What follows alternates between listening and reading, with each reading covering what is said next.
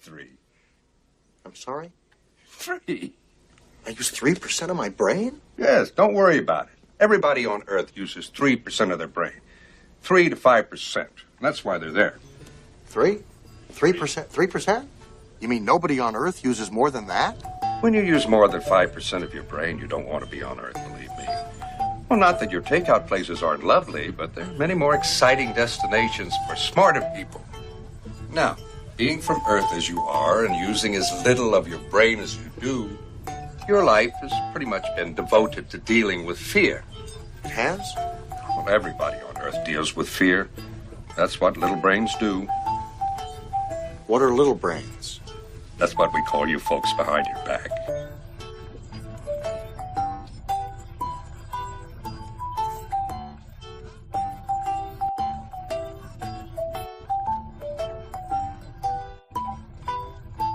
Ah, man. What is good, everybody? It's your man, EC1. EC1 2 times. You know, we are getting close to the A.J. Brown trade finalized, out of here, Sonora, see you later.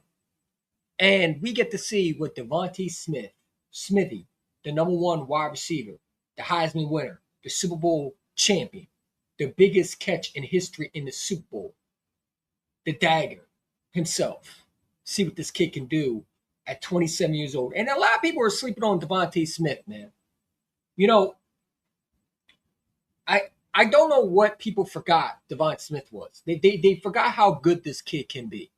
They forgot how explosive this guy is. They forgot what a dynamic player he can be. I mean, let's not act like he wasn't a number 1 receiver for Alabama. Let's not act like in his rookie year, Devontae Smith didn't do more than Jalen Reagor and J.J. Arcega-Whiteside.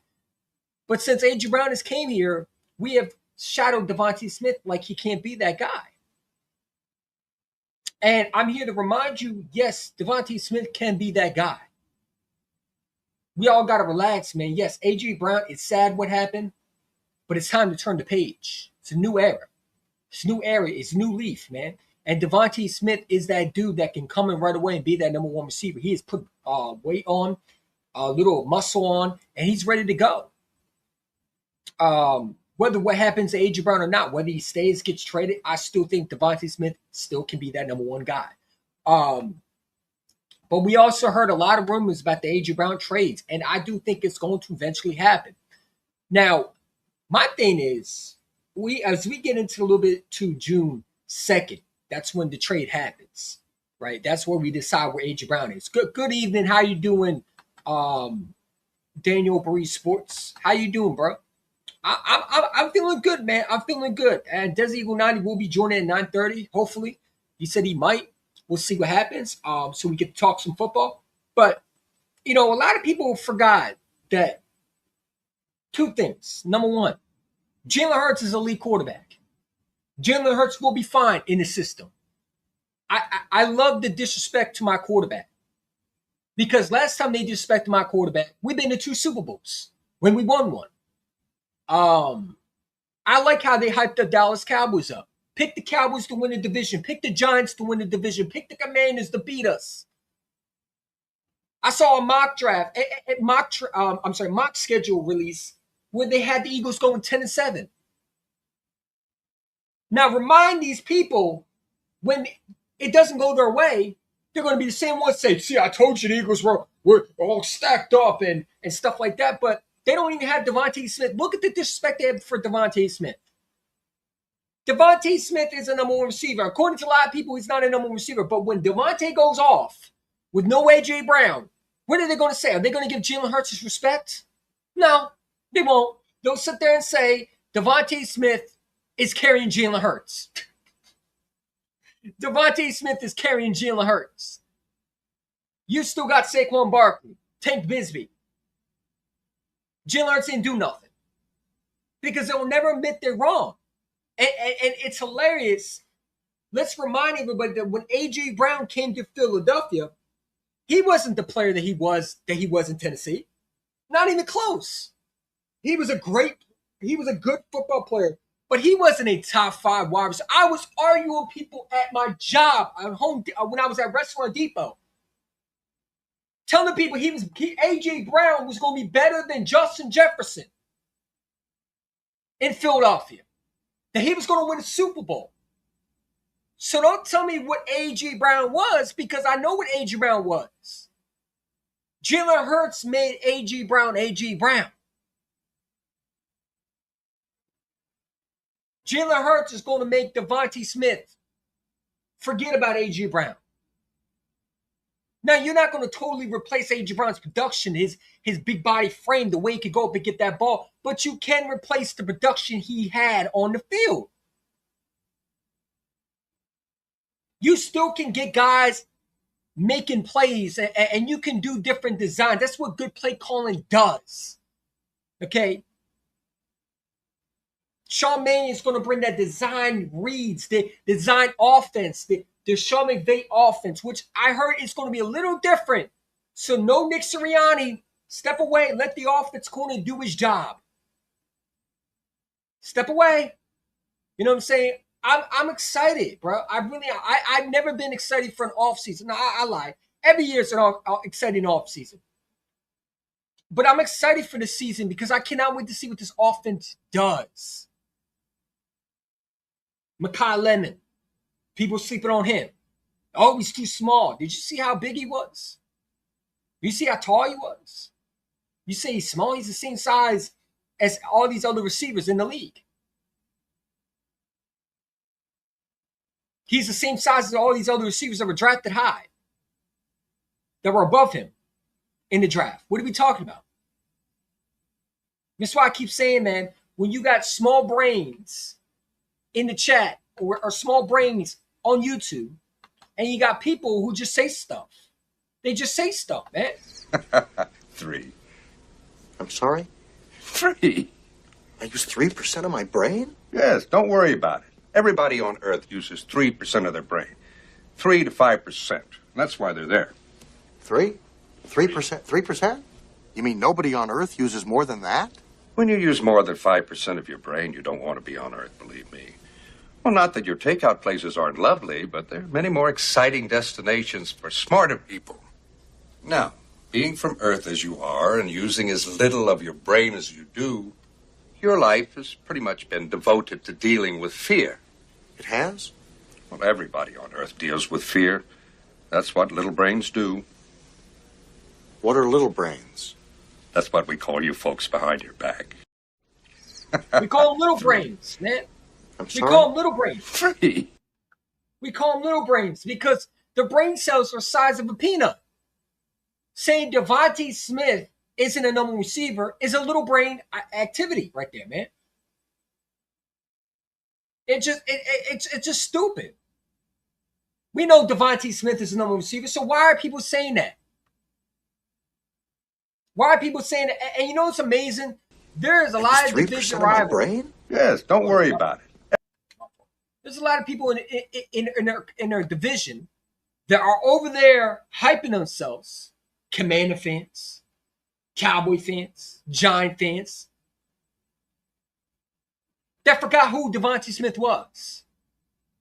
And they're going to learn real quick. The same guy that's been tearing your asses up every year has been the same one that you're going to see week 1, week 2, week 3, whatever the day we play y'all and on the schedule, he's going to bust your head open and send y'all to the ER. Because that's what Devontae Smith is. He is a slippery receiver, but he can make plays.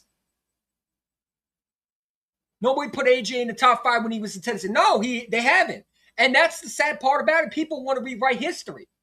They want to rewrite history. They act like they didn't happen. You remember when AJ Brown got traded, it was, can Jalen Hurts give him the ball?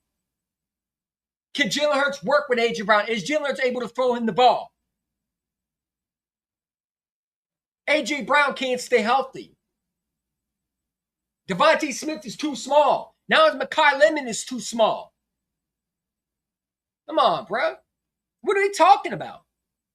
What are we talking about? Another thing I've been hearing is we shouldn't make a move to go get Brian Thomas Jr. then we're fine to what we have. Let's see. You got a Wicks who, what is he, a third receiver?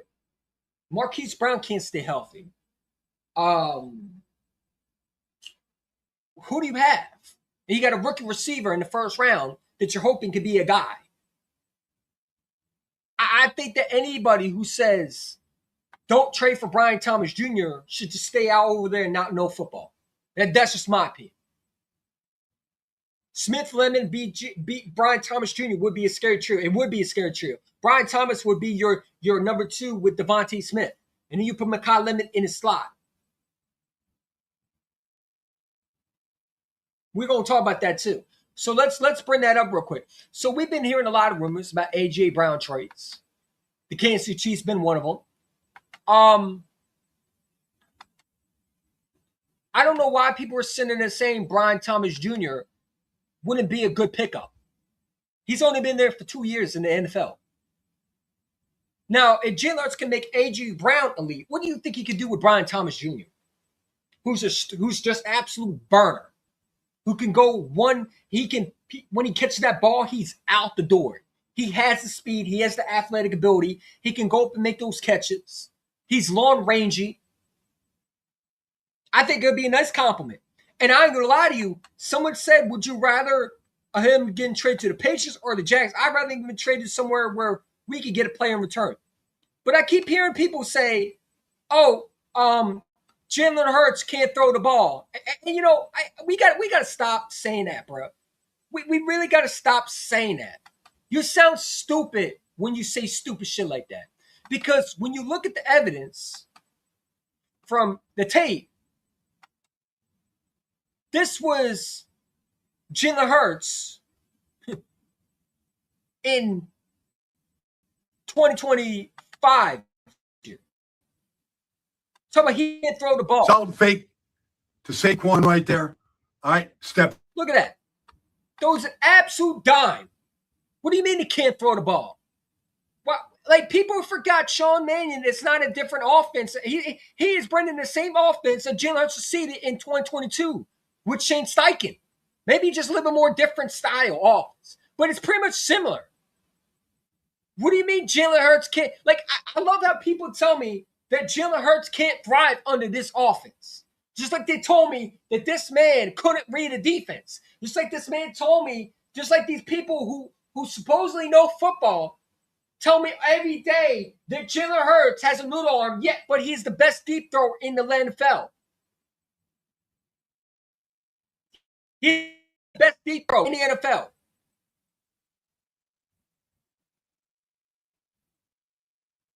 What are we talking about?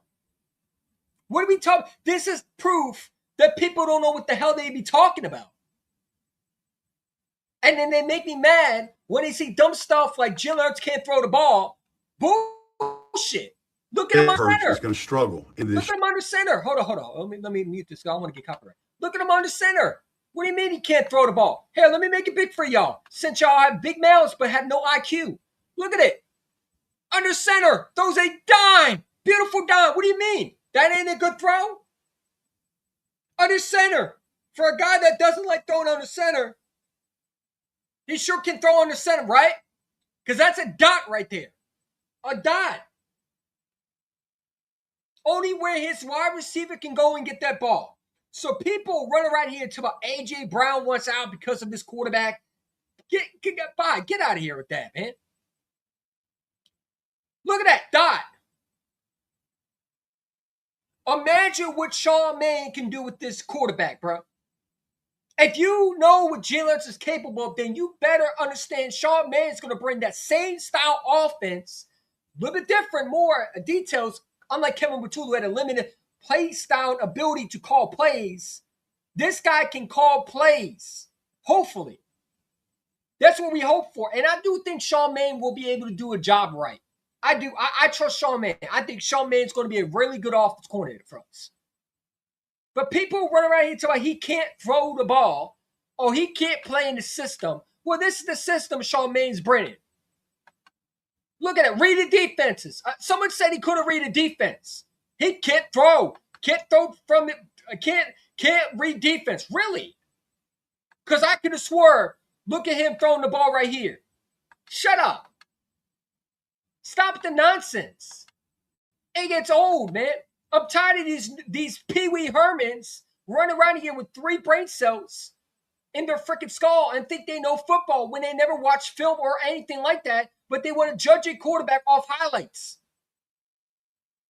For a guy that can't throw, he sure can throw when he's under center, which normal quarterbacks are always under center. Matthew Stafford under center. The best ones are always under center. So to say he can't be in the system or the system is too complicated, it's ridiculous, bro. It's absolutely ridiculous. It makes no sense. You don't know what you're talking about. You're just saying shit to hear your own voice, and you just need to shut up. Shut up. And that's my advice to you. Just shut up and zip it and let the experts who know football talk. Because you don't know what the hell you be talking about. You're just running your lip. And that's just how I feel when everybody say Jalen Hurts can't read a system. Shut up, man.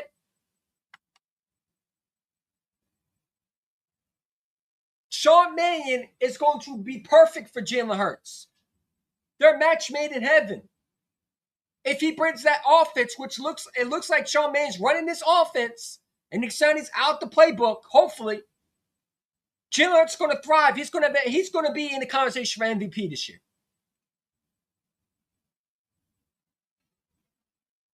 These people who say stupid stuff like Jalen Hurts can't throw the ball are stupid, make no sense, remedial special ed that should just shut up and lay down. And that's just how I feel. You're special ed. You're remedial. Because the stuff that you say, oh, Jalen Hurts can't comprehend. Really? So why couldn't he comprehend this? This is Kevin Batulo's offense. If he can comprehend this offense, I'm sure he can comprehend Sean Mannion's offense. Because we know Kevin Batulo can't run an offense.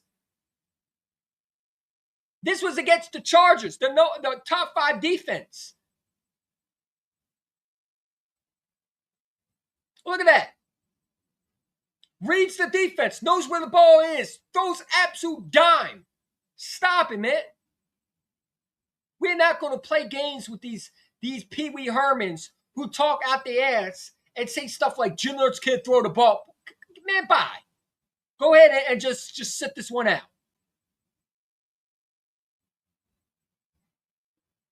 Look, there's one KO who's moping, catching the ball. I mean, it's just absolutely ridiculous. Hurts has to go to a new system every year. Exactly. And then they want to say, well, he's not developing.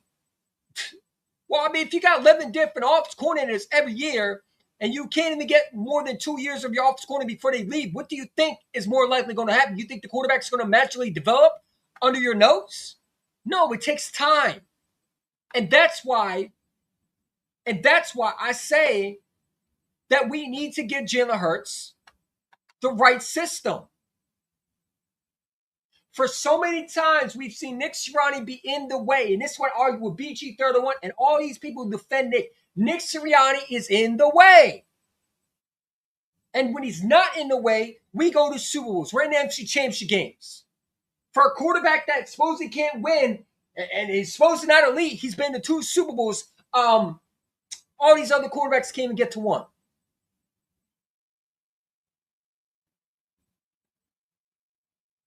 Jalen Hurts is the most disrespected athlete in sports history.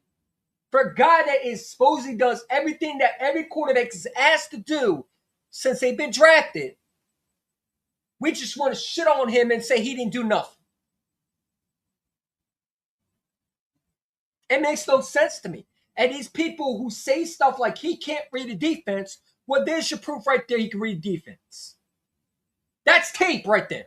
That's one-on-one tape right there. That is what you call football tape. That's football tape right there. So when people say Jalen Hurts can't throw the ball, you don't know what you're talking about, and just go sit down somewhere and pick your nose like a simpleton. That's all I got to say to them, man. Pick your nose like a damn simpleton.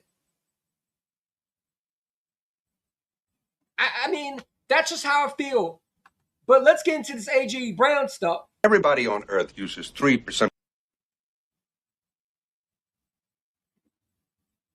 You know what I'm saying? Let's get to the A.J. Brown stuff. But 3 I to gotta play this for 5%. all these people. That's why they're there. 3%? 3%? You mean nobody on earth uses more than that? When you use more than 5% of your brain, you don't want to be on earth, believe me. Well, not that your takeout places aren't lovely, but there are many more exciting destinations for smarter people. Now, being from Earth as you are and using as little of your brain as you do, your life has pretty much been devoted to dealing with fear. It has? Well, everybody on Earth deals with fear. That's what little brains do. What are little brains? That's what we call you folks behind your back.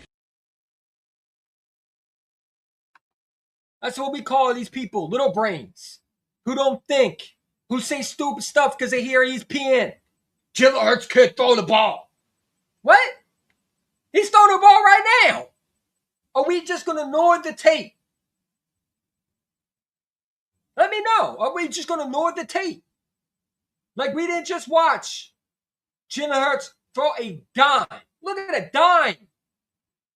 A dime. A dime. He's under center. He's doing what he's asked to do. Nick Sirianni has been the issue. And people want to say, don't disrespect Nick Sirianni. Fuck Nick Sirianni.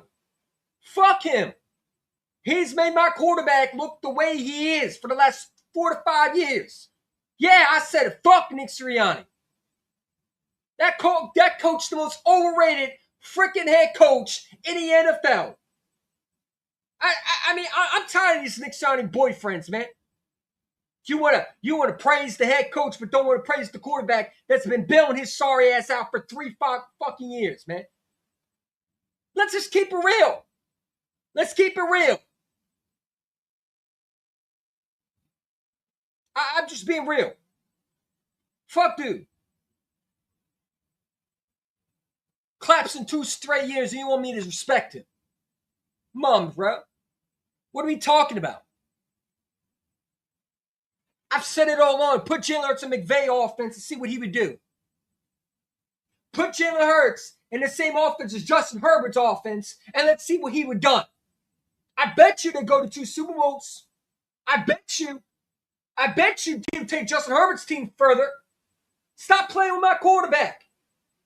My quarterback's being held by an incompetent head coach. That's what's being happening. It's not him, which you're going to find out this year. We got incompetent head coach who don't know how to stay out the playbook or hires dumbasses like Kevin Patullo, who's incompetent and remedial and should be in the special ed classes. Or we want to blame the quarterback. I mean, what are we talking about?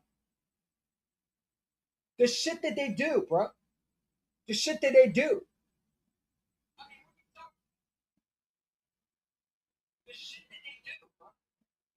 I don't respect Nick Sirianni one bit, bro. I don't respect how he treats my quarterback. I don't respect the fact that he claps twice with a top 5 defense. And that's just the truth. That's just the truth. And people can cry all they want. Nick Sirianni is the most overrated coach. I don't care what nobody says. What has Nick Sirianni done?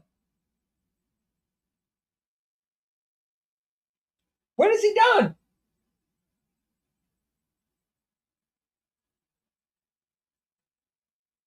What has he done? What has he done?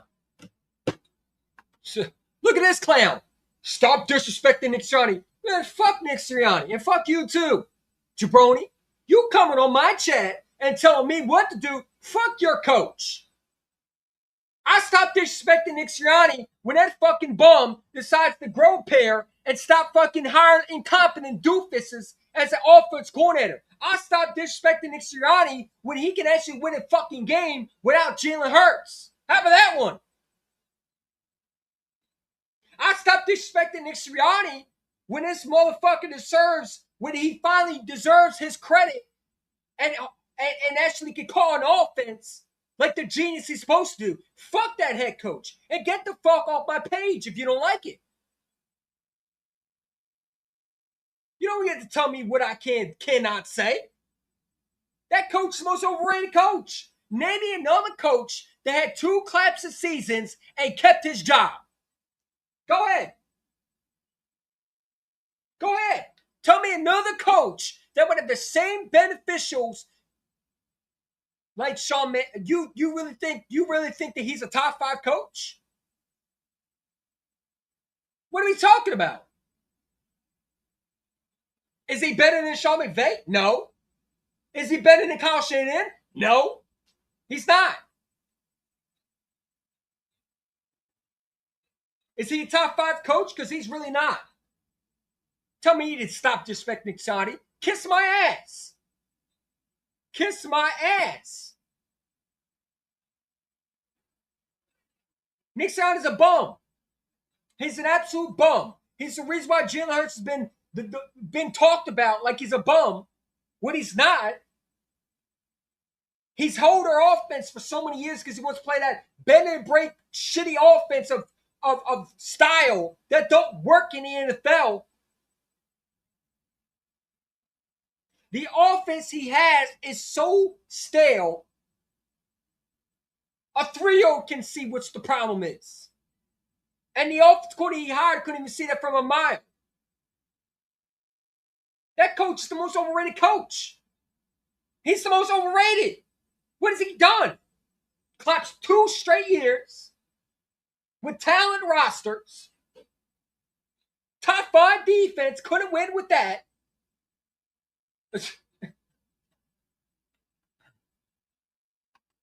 I mean, what are we talking about? Nick Sirianni's the most character coach he is.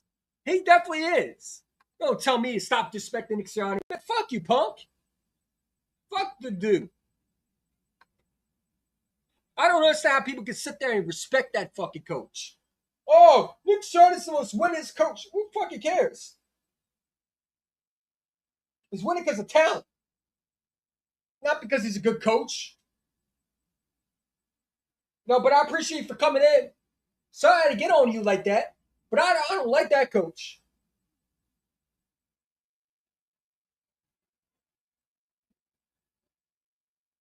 I don't like that coach.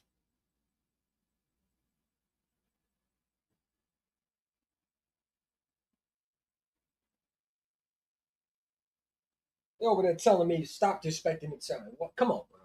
What are you talking about? Name me top 10 head coach better than him. Sure, I can. McVay, Dan Campbell, Shanahan, who else? Andy Reid, who else? Clint Kubiak, who just went to the Raiders. The Seahawks coach that just won a Super Bowl, better than him. You want to keep going? How about the coach in Dallas? Better than Nick Sirianni, absolutely 100%. Can call plays. That's 7 so far. You want 3 more?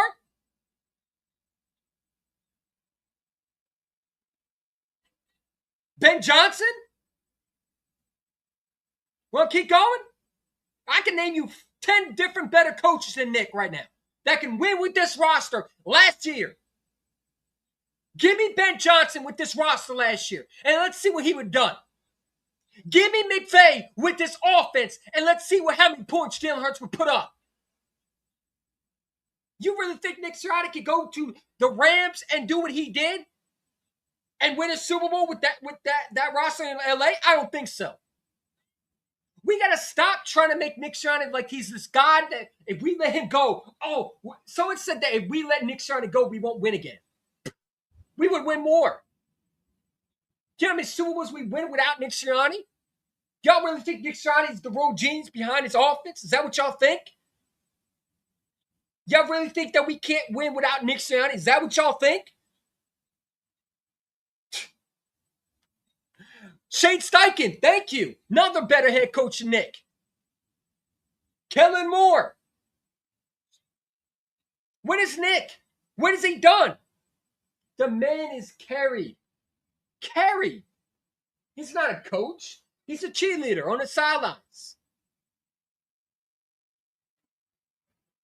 You want a guy that can hype the locker room? Bring me Gilly the Kid.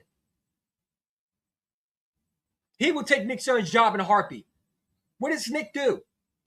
Does he really motivate the locker room? Not really. The locker room wasn't motivated last year for sure. What does Nick do? So to answer the question, name me top 10. McVay, Shanahan, Dan Campbell, Andy Reid, the coach in Seattle, Ben Johnson. That's 6 so far. You want to keep going?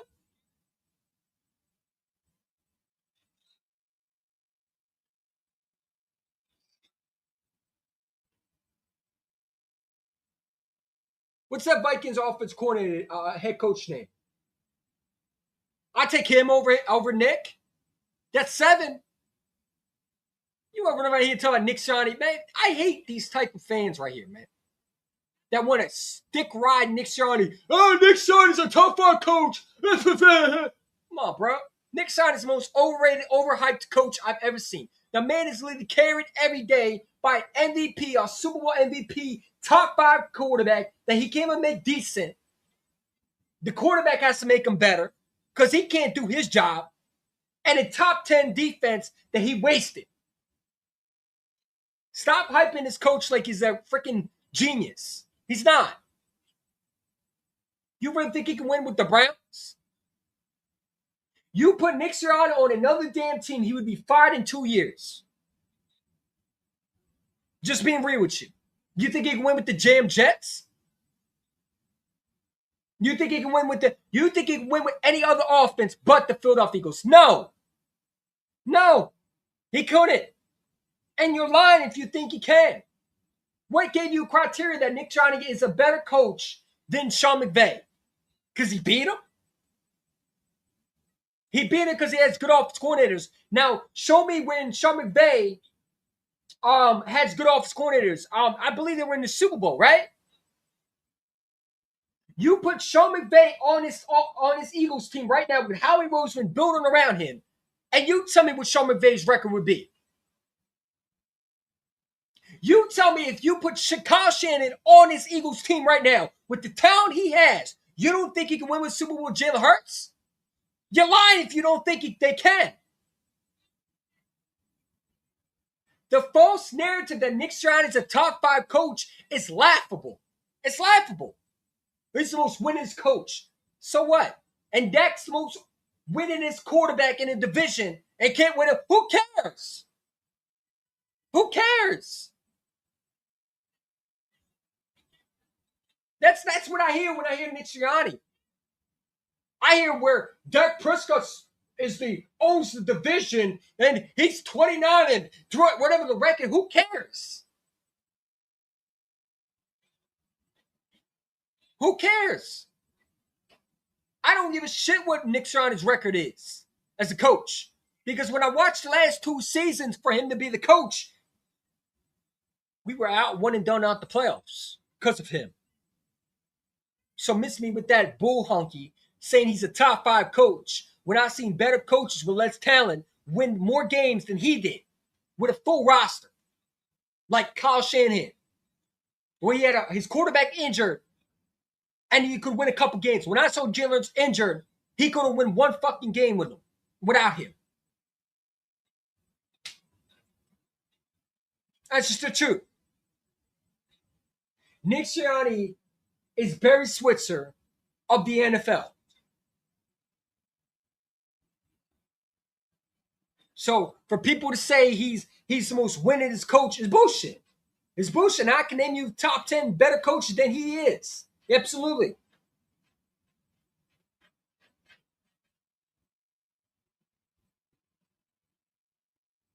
I mean, it's ridiculous. I think it's absolutely ridiculous. I'm texting Desi going on. See where he's at. You know what I'm saying? It is what it is. He said that's disrespectful. It's not disrespectful. It's the truth, though. You just don't like it because it doesn't fit your narrative.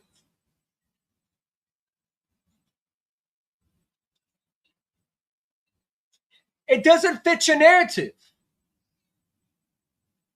Nick Sirianni sucks. He's a bum as a head coach. Look what he's done with Jalen Hurts. He stinks. He's a bum head coach who's being carried by a roster that's loaded with talent and a Super Bowl MVP quarterback that he somehow can't know his strengths and do his job. I'm just keeping it real. I keep it real over here. I don't sugarcoat nothing. Come on. Come on. Come on. Come on. Come on. Stop complaining. Go up. I mean, it's absolutely ridiculous, bro. The dick sucking for Nick Sirianni is crazy, bro. But hey, it's your opinion. You said whatever you want. I don't think it's disrespectful. I'm keeping it real over here. Nick Sirianni's an ass coach. He's not better than Sean McVay. He's not better than Andy Reid. He's not better than most of these other coaches in the NFL. You put them on the Eagles and see how many wins they would have. Reverse Nick Sirianni on another damn team and see how many wins he would have. I bet you he wouldn't win as many games in Philadelphia that he has now. I bet you he wouldn't have. I guarantee we win more Super Bowls with another coach than Nick Sirianni would win with another roster. Nick Sirianni would be fired in 2 years at the max. He would be Adam Gase of the New York Jets. He would. He would be. Everybody, remind me of something. What has Doug Peterson done since he's left the Eagles?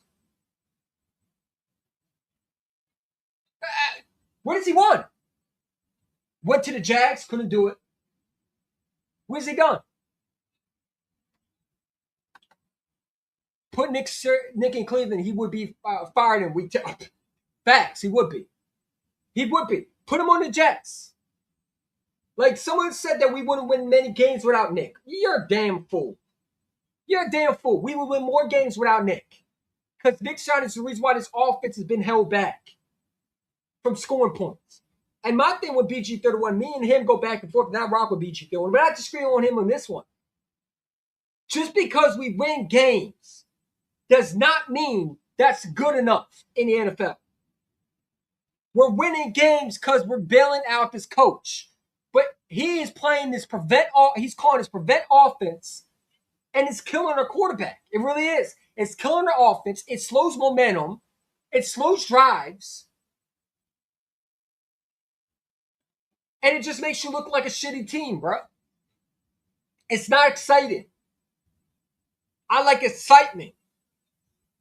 That's why I'm excited for Sean Mannion, because I hope he brings that excitement. When we're up 31 points and we don't have to rely on Nick Sirianni playing this prevent offense, where he's going to call a prevent offense in the second quarter. And oops, we forgot how to play football now, and we're gonna slow roll and take 3 and not be aggressive. No, man, put their foot on their necks. I want to score 50, 60 points on their opposing team. I don't care how many points it is. Until that clock is 0, I want to score as many points as possible. And Nick Sirianni likes to put this prevent offense on the field every freaking day. We turn on the TV. You're up 21 points. What does Nick and Kevin Batum do? Oh, let's take our foot off the necks, and then we allow Dallas to come back. And that's why they're bragging over about George Pickens when it should have never happened. If Nick Sirianni did not play that prevent offense or did not call the prevent offense, we sweep Dallas last year. We do. Because we're up 21 points. But it is what it is. Good thing Nick Sirianni's not part of this offense. And hopefully we get to see a better version of Jalen Hurts. And it just shows you Jalen Hurts is more elite than what people give him credit for, because look what he's done with the limited talent. I'm just saying. Give me a second. Come on. Come on.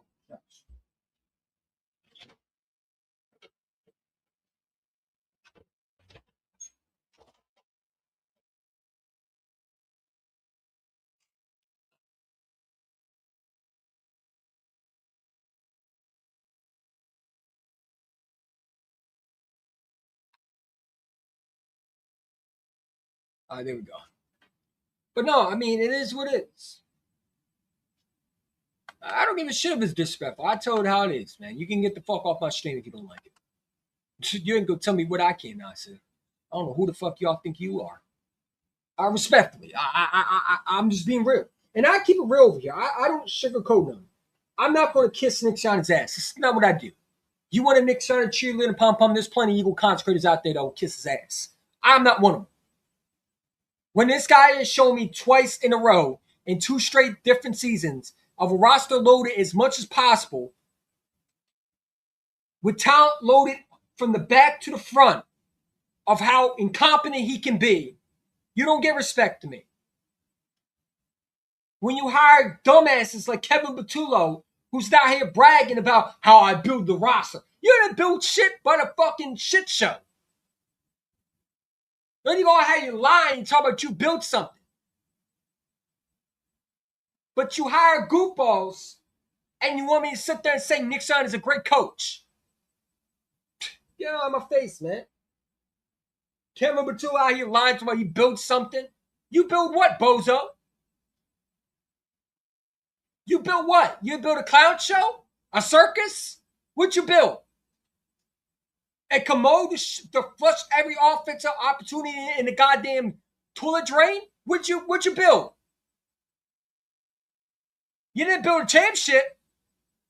You didn't build a roster that was ready to win. Because every week, when you were time to be a play caller, and that dumbass coach decided to hire one of y'all knuckleheads, y'all couldn't do your damn job. So what did you build?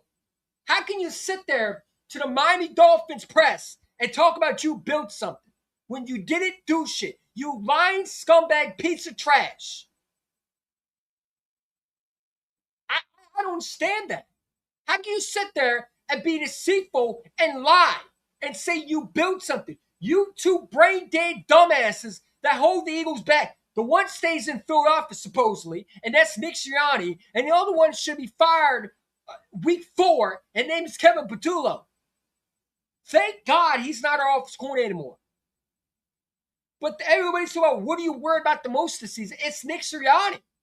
I'm worried about Nick Sirianni trying to put his hand in the cookie jar, and that's where he runs into trouble. If he doesn't do that, we're fine. But I'm just tired of seeing him, bro.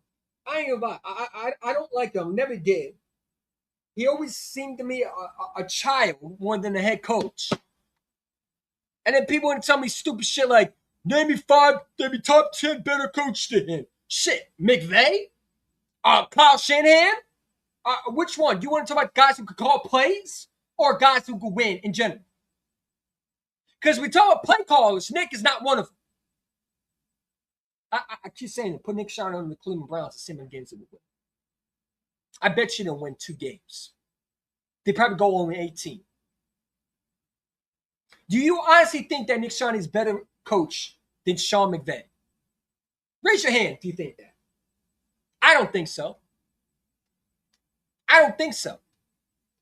I think Sean McVay has less talent than the Philadelphia Eagles offense. Give Sean McVay Devontae Smith. Give him Jalen Hurts. Give him this offense line that we have. Give him Howie Roseman as his GM. And see how many games Sean McVay would win. Sean McVay would be a dynasty in Philadelphia. We would have a dynasty in Philadelphia. Sean McVay is our head coach. Are you serious right now? Kyle Shanahan would be a top 2 head coach in the league with Super Bowl rings in Philadelphia. What are we talking about? So when people sit there and tell me that Nick Sirianni is his genius, you're lying out your ass, man. Because it's not true. Yeah, put Nick in Cleveland. Yeah, Nick Sirianni would stink. He would be Kevin Stefanski over there. He'd be Kevin Stefanski over there. You saw me wins Kevin Stefanski had. Yeah, put Nick in Cleveland. Yeah, he would be fired. No, he'd probably be fired in week 2. I mean, I just tell you what it is, bro. But let's get into the AJ trade because that's what y'all came here to talk about. But I'm tired of these dumbasses, these cheerleading boyfriend ass clowns who say AJ, Nick Sirianni is a great coach, blah blah blah, like this buffoon, who the buffoon that kisses his ass too much, man. Like let Nick Sirianni's nuts out your mouth, bro. I know you want to dick ride it, But let's hear this. Back up. You know what I mean? Like it's almost could be a new negotiation when June 1st rolls around. And my good buddy, one of my best business, Mike Garofalo, was today, and Mike made a great point, brought up going, there's been nobody even behind the scenes. So let's read it together, man. So James Palmer came out and said, can we put this up? Yeah, all right, let's make it bigger. So James Palmer said, I don't know if it's that far along. It almost could be a new negotiation when June 1st rolls around on the Eagles A.J. Brown talks. You know, it's funny because Patriot fans swore down A.J. Brown was getting traded to. I'm telling you right now, do not be surprised if A.J. Brown goes to Jacksonville Jaguars. Because that Brian Thomas Jr. kid, I'm telling you right now, do not be surprised if Howie looks at that trade as, hey, we get a good player in the deal, a first-round talent, and we get we get a player in return. I'm telling you right now, I will not be shocked if he goes to Jacksonville. That is a team that no one sees coming. That's always the sneaky ones that makes plays for big-time players when you don't expect it. Trevor Lawrence, new coach, needs another weapon. Brian Thomas Jr. is out the door. Why not come to Philadelphia? This to me is a perfect trade. It's a perfect trade. You get a guy that, may not work in Jacksonville, but who said can't work in Philadelphia? With a new offense. Gets a fresh start. Maybe things didn't work well in Jacksonville, but can work in Philadelphia. It's like A.J. Brown gets a fresh start with a better, maybe a different quarterback. In Trevor Lawrence, a new place, a low expectations team. A younger receiver. A guy that can build chemistry with Devontae Smith, and you will have it for 2 more years at best. You could always pick up his fifth-year option. Those are the Howie Roseman trades that people do not see coming. So, again, man, the Philadelphia Eagles are a team that can make a move for Brian Thomas Jr. I can see that happening. Patriot fans are they're going off ESP report. It's funny. Oh, Ellie Sherparks said Ellie Sherparks is a clown. Ellie Sherparks is a clown. The fact that you go off Ellie Sherparks, who clearly doesn't know what he's talking about, because he's not in the building. He has somewhat connection, but he doesn't have all the connections. He's not thinking what Howie Roseman's thinking right now. He's not in that GM box with Howie. How the hell would he know what the hell Howie Roseman thinking? Ellie Sherparks is a WIP Sports Illustrated.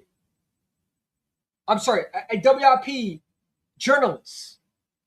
He has no more credentials than Jeff McClain.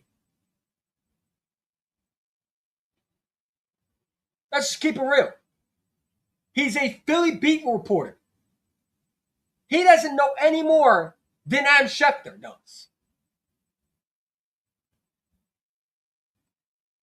So when Patriot fans keep using, Elliot Sherparks said the Patriots are going to, of course they want the Patriots to get him. But that doesn't mean it's going to happen. The Jacksonville Jaguars have a lot more to give.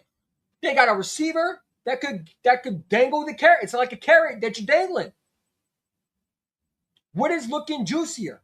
A first-round pick that, never know? Or a guy that's ready, that has shown 2 years of being what he can be, a star in the league, and Brian Thomas Jr., that you can add with this offense. They can learn under Devontae Smith. I looked up, the Jags do have a first-rounder in 2028. Give us if we do it. Absolutely. And they got a receiver that they could be dealing in a package. I'm sorry, I'll take that in a heartbeat. I believe he's going to have 15-plus yards this year. Who? A.J. Brown? Depends what team he goes to. I lived in Jacksonville, so I know what's going on. And listen, A.J. Brown could definitely be in Jacksonville. So when you hear him, I don't know if it's that for long. Almost could be a new negotiation when June 1st rolls around. Pretty much the whole, A.J. Brown is going to the Patriots for sure. It's crap. It's crap. Because if they have to negotiate a new deal, that deal that they had, Howie's like, nah, I don't know about that one. I don't know about that one. Nah, we're not feeling that. They try to lowball Howie Roseman, and Howie Roseman said, I don't think so. I don't think so.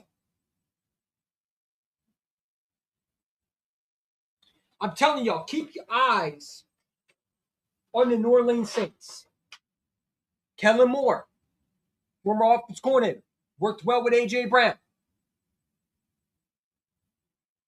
Keep your eye on the New Orleans Saints, man, because I see a guy over there, and a lot of people don't think it can happen, but a guy like Chris Olave, 2 more years, probably not going to get paid the top money. Kellen Moore has some relationship with A.J. Brown.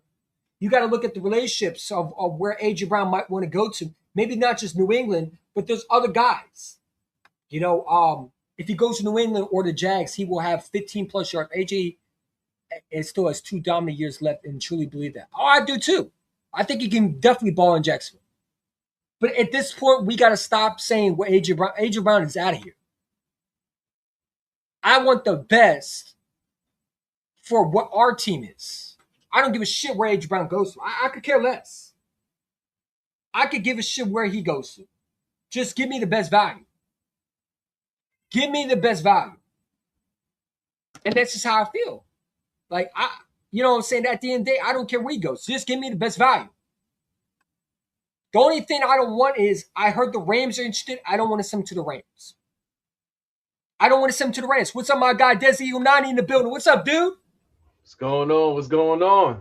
Sorry, I'm late, but man. I'm We're just here. talking football. We're talking football. So, yeah, I mean, like I said, like, we already heard from 9-5. Don't know if it's true, but the Patriots supposed to don't have a deal done. They don't have a deal done yet. Nope. It was. Tell me how done. you feeling, bro. Tell me how you feeling. Where did we start? Like, what we talking about here? Because I know I'm running late. So we just talk about the trade sweeps. 12 more days until Arthur One, bitching, always moaning, is out of here, and we can start a new year in Philadelphia. But we heard the Jacksonville Jaguars could be trading Brian Thomas Jr. in a package for the Eagles for A.J. Brown. What else is going to come with Brian Thomas Jr.? Yeah. What else coming with it? If there was more talks about that. Mm-hmm. Hey, tell me how you feel about these A.J. Brown trade rumors. What do you think? What do you think that he's worth, man? Because I heard a lot of people say he's worth a first. I think he's worth a player in return. I think he's worth a first as well. He's our best weapon on the team. Mm-hmm. He's most definitely a best weapon on the team. He's like it's him, Smitty. We got multiple guys, but A.J. Brown is a big reason why our offense was successful. And this was even prior to Saquon coming here. So, I mean, listen, if you want to get our best weapon on the team, you got to pay up. I'll say what Howie Rose was asking for in return, most definitely give him what he's asking for. What was it, a first, second, and a third? Honestly, I think it should be more than that. But, hey, listen, let me say this. Mm-hmm. What the Dolphins got for sending off Jalen Waddle, A.J. Brown's worth way more than that. Absolutely. So he's also a Super Bowl champion. People don't take that account. They look at A.J. Brown and they say, you got to forget he won a Super Bowl. That counts. That also counts. And he wasn't just the man that won the Super Bowl. He was involved with it. The man averages 1,200 yards a season. Like, come on, get this man. Come on, get Howie what he's asking for. Y'all want A.J. Brown so bad. Y'all talk about this man way more than what goes on with your own team. What happened in the Super Bowl? Like, we acting like we didn't just witness what happened with the Super Bowl. Y'all think A.J. Brown himself is going to fix that? I mean, if that's how you feel, then all right, give us what we asked for. Y'all are here trying to lowball and everything. Y'all worse than freaking Craigslist. These bums lowballing and shit. Like, give us what we asked for, man. Give us what we asked for. I mean, and it's true because and listen, like, this is why I say to the Patriot fans, man, like, they're going off Elliot Sherpark's report about he's guaranteed to go to New England. You don't know what Howie Roseman is thinking, bro. Like, Elliot Sherparks has no more credibility than Jeff McClain. Okay. I mean, this is the same dude that swooped down when you were getting Jalen Ramsey. Remember how Elliot Sherparks? Oh, the Eagles were getting Jalen Ramsey. Yeah, sure. Where's he at now? Oh yeah, that's right. He's not in Philadelphia. So it's like this reminds me of the Patriot fans, like Eagle fans, somewhat that were screaming for Jalen Ramsey. We were going to get Jalen Ramsey, right? And then he goes to the Rams. You know what I'm saying? I look at the Jacksonville Jaguars as a sleeper team that no one sees coming. That might give up a lot because Trevor Lawrence is over there. You know what I'm saying? They got a first round pick in 2028, and you got a receiver that they don't want anymore in Brian Thomas Jr., who still is a young player that can definitely replace a little bit of A.J. Brown's production. Problem is, we already signed. It's like, do we? I guess so, but at this point, I don't care what happens to one of the 3 wide receivers that we've already signed prior to the draft. I mean, 'cause I don't think every last one of them is going to stay.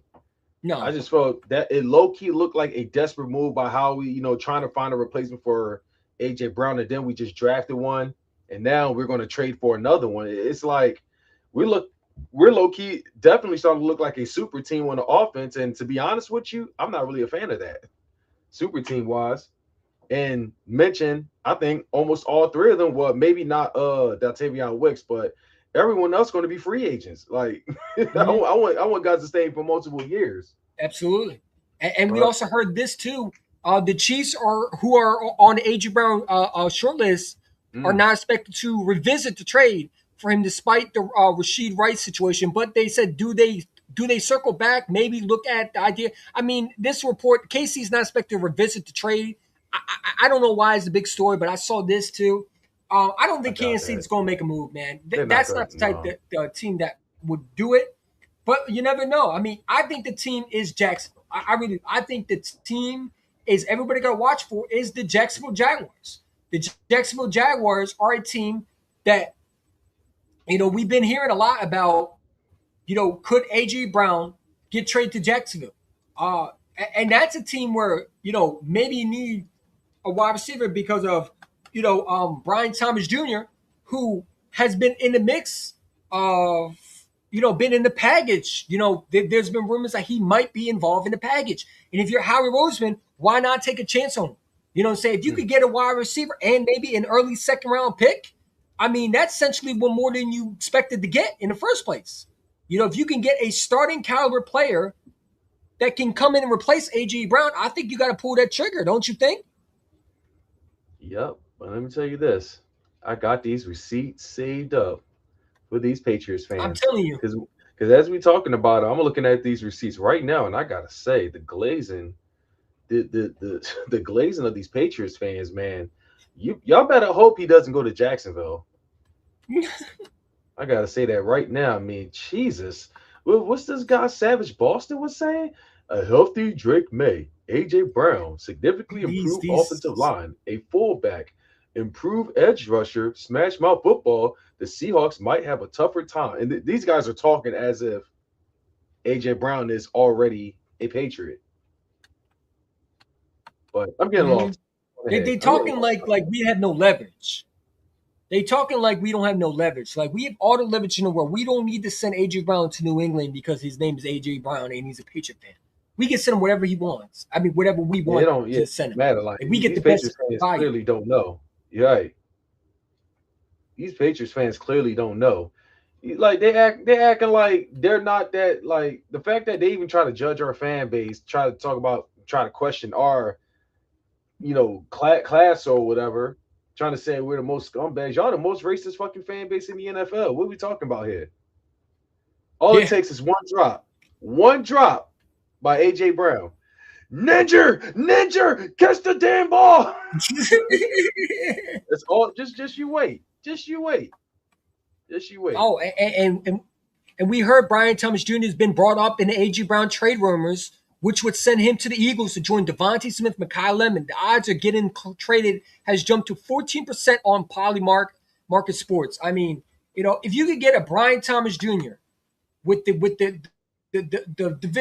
addition with Devontae Smith, and if you don't know Brian Thomas Jr. has been in the league for 2 years. He had a good rookie season. He may not pan out in Jacksonville, but his film is off the chart, and you can add that speed because he can very good player. He can go out and make plays. I mean, he is an absolute dog, and you add him with this offense.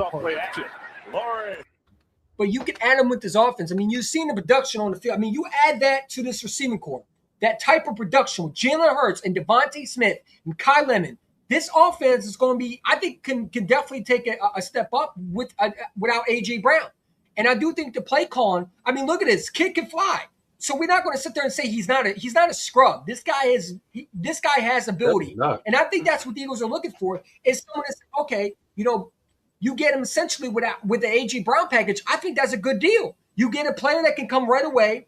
Because let's be real, what is Wicks? We don't know what Wicks is. We don't know what Hollywood Brown, who can't really stay healthy, is. So you're banking on a bunch of unknowns, and the wide receivers, Devontae. We already know Devontae's going to be the number one receiver, and Mekhi Lemon may be your slot receiver. But you add him with the Brian Thomas Jr. potentially, that offense, I think, just got better without A.J. Brown essentially being in the offense. Don't you think? Mm-hmm. I think so. You know what I'm saying? Speaking of wide receivers, I don't trust Moorhead to develop Lemon. Yeah. Well, Aaron I mean, Moorhead. he did a good job with Devontae Smith. I'll say this about Aaron Moorhead. Aaron Moorhead is an okay wide receiver coach. Do I think he's the best wide receiver coach? No. But, we'll see what happens. I do think that – go ahead. Is Aaron Moorhead – so he's still on the team? He's still – Aaron Moorhead's still coach for the Eagles? He's still he might be one of the very few survivors there, because I know Sean Mannion brought in a lot of his guys offensively. Yeah, he's definitely still on the team. But like I said, you can get Brian. How old is Brian Thomas Jr.? Isn't he like 25 years old? Brian Thomas Jr. is young. He's only 24. He's only 4 years old. And you would have him for 2 more years. Brian Thomas Jr. I thought he was gone. This is why the trade is so interesting, because you never know. He's only 23 years old. 23 years old. You would get a 23-year-old wide receiver. That's a first-round pick.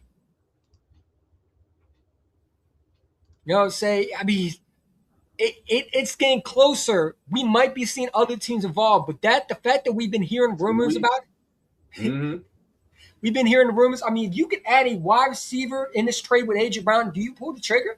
The one team I don't want to send him to is the Rams. I heard a lot of rumors that the Rams are interested.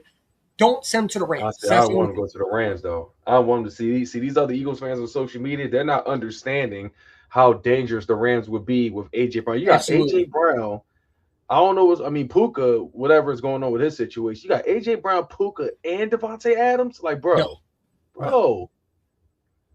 Like, it's like I can say I'm confident in our defense, but Rams going to be really dangerous having all 3 of them. Well, Mike Garafolo said that the Rams were closer to training for the A.J. Brown than the Patriots were. They're closer to training with A.J. Brown than the Patriots were. So, again, I mean, I think A.J. Brown, we already know, is out the door. Yeah, look, see, the A.J. Brown is going to the Patriots, not the Rams, Jaguars, according to Adam Schefter. I mean, this is what everybody's saying, but I'm telling you, the team that everybody got to watch out for, because we're already hearing, if he goes to New England, so be it. But I think the team that everybody got to watch out for is the Jacksonville Jaguars. That's the team that everybody got to watch out for. And you got to also watch out for the Rams, too. Because everybody's saying the Patriots, but I think it's whoever gives us the best offer, man. Yeah. I think the Jags would be a much bigger threat with everybody gonna look crazy if he goes to Jacksonville. This reminds me again. It reminds me of what we've been hearing. You remember? They were so close. Who was the one time we were supposed to get this guy and he ended up not getting him? A.J. Brown not going to the Patriots, possibly the Rams, Jaguars, Chiefs, anywhere else per Adam Schefter. Is that how it works? See, I mean, I don't know, bro. Like I just want the best offer for this guy. Just give me the best offer.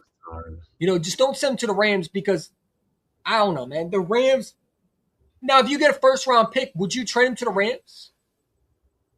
You got to give us more than a first-round pick. Like, we're talking about trading in the same conference. The Rams got to really pay up. We need more than just one first-round pick. We got to get multiple, because we will make the Rams guaranteed Super Bowl contenders. Like, cause they got the Kyron Williams. Yeah. It'd be loaded wide receivers. No, they got to give us a lot more than just a first-round pick. then you might have to play him twice too. And we have to pay him twice. See, I'd rather And we have trade to him to play the him AFC. Man. Trade him to the Trade him to the AFC. AFC But this without is a what doubt. James Palmer said. So this is questioning Adam Schefter because it said AJ Brown to the Patriots might be back to square one. I don't know if that's far along. It's almost could be a new negotiation when June 1st rolls around. And that's what we heard from James Palmer, NFL, is the AJ Brown Patriots might be back to square one. So that tells me that there's no deal in place. Everybody thinks that it's a done deal. It's not a necessarily done deal yet. Clearly they're not both agreeing to a deal that everybody's saying there is, because they're back to square one supposedly. I mean, I would wait until July, honestly. Like, it's wait as much as possible because more teams are going to start. They're going to start seeing things that they might need, and maybe you start getting more, interest in AJ Brown. Like you got a lot of teams. It wasn't just the Patriots like everybody thinks it is. Now you got Jacksonville being involved. You got the Rams being involved. You got. I'm guaranteed the Chiefs made a call. Could a team like the New Orleans Saints be involved? A team that has a Chris Olave over there, and a lot of people don't think it can happen. But those are the teams you got to watch out for, because those sneaky teams that no one sees coming are the ones that pulled the trigger most likely. A team that no one sees coming, like the Jets. They got Frank Wright over there. He's with the Jets? Yeah, he's with the Jets. Yeah, that's why they drafted the tight end from Oregon. Wait, he's there. The offensive coordinator for the Jets. Wow. Oh. I mean, dude, like, I don't know about you, but I'm glad it's almost over, man. You know what I'm saying? I'm glad it's almost over. We can put away the A.G. Brown trade rumors. We can start getting to the real season. And that's Sean McVay. I don't want Keyshawn Butte. I'm tired of seeing that dude. But like I said, the Chiefs could have circled back, considered training for A.J. Brown. That's another team I don't want A.J. Brown to go to, is the Chiefs. You know what I'm saying? I don't want him to go to the Chiefs, Desi Gunnar. That's the nut team I don't want him to go to. Send him to the Patriots and send him to the Jags. But the two teams I fear the most is the Chiefs, maybe because we have to play them in the Super Bowl possibly, and with Patrick Mahomes and Worthy, and then the Rams. Maybe even the 49ers. I don't want to send those three teams. I wouldn't be scared. I wouldn't be scared of him going to the Chiefs, honestly. Could you imagine what you do with Patrick Mahomes, though? Yeah, but the Chiefs got so many holes, though. They got way too many holes to be the biggest threat, though, for real. Yeah, but the AJ Brown with I Patrick feel Mahomes. like the Jags, low-key, would be a bigger threat. You think so? Jags, yeah. And Patrick Mahomes coming back from a torn ACL. Yeah. Who they got over there? I mean, Rashid. That moron. The guy that got locked up. Yeah. The guy that got locked up. You over there. Your Super Bowl MVP over there. Kenneth third. That's his name, the third. Oh, look. Wait, is this news? Don't tell me Nolan Smith got locked up. Nolan Smith was the last ever for enjoyed for reckless driving and speed. He was a forwardly clock on. What was this? Please tell me that. Come on, Nolan Smith. Come on. Is that same dude, Eagles Times? Come on, dude. He's the first person to do something. Is that news? Did he really get locked up? Was he pulling Cowboy shit now? He was arrested last Friday. He pulling Cowboy shit. He did get arrested. Holy shit. Damn, what's it for, though? Nolan Smith, what are you 130, bro? What are you doing? And you're supposed to get a contract extension, too. He pulling what Jalen Carter was allegedly doing. What is he doing, bro? Going 137. That's most definite. That's criminal right there. That's all man. He's not going to get paid. He's definitely not going to get the bag doing that. So, I mean, let's read, I guess, because it's Yeah, this was just He got reported. arrested. This was just reported, bro. Wow. Just as we talk about AG Brown, now we got to get in this topic, man. What is he doing? Come on, man. He's the first guy like this to get arrested. Like, this is the most controversial shit that's happened since Nelson Aguilar. Was it Nelson Aguilar or Jalen Rager? No. Who was the guy that got drunk that got cut by the Eagles? Who was his name? The guy who traded from the Carolina Panthers to Torrey Smith. The guy we traded to the Carolina Panthers. Was it Darryl Worley? Darryl Worley? Worthy? I ain't heard that name in so long. You remember him? The guy that we ended up cutting? I don't think he's going to get cut, but bro, it's ridiculous, bro. Like, you got to be smarter than that, man. You got to be smarter than that. I don't know why he would do that, bro. Like, what? Like, you, dumb, like, bro. These like, what players that be doing that, bro. You got Ubers, you got taxis, you got lifts. You can always ask someone to take. Nah, if he was drunk, the hell yeah. If he was drunk, hell yeah. Do Uber, do Lyft. But he made that. It was Darryl Worley, former Eagles cornerback, was released by the team after being found passed out in the vehicle, subsequently facing DUI and gun charges. I forgot all about this guy. I mean, what are we doing, bro? What are we doing, Nolan? Come on, bro. You gotta be smarter than that. Come on, Nolan. You gotta be smarter than that. He's definitely not going to. Did you read on it? Is it serious? Yes, it's all over. This just happened. I mean, he got arrested this past Friday, but it's just being reported on social media. Man, trade him to the Cleveland Browns, bro. It's all on Reddit. So, man, come on, Nolan. Come on, trade bro. him to the Cleveland Browns, man. Is he a free agent now? Huh? Or did we give him a 5th-year extension? We picked up his 5th-year extension, yeah. Yeah. 137 on the 70 is crazy, bro. What are you doing, bro? That is crazy. So you don't know Nolan Smith got arrested last Friday. This guy trying to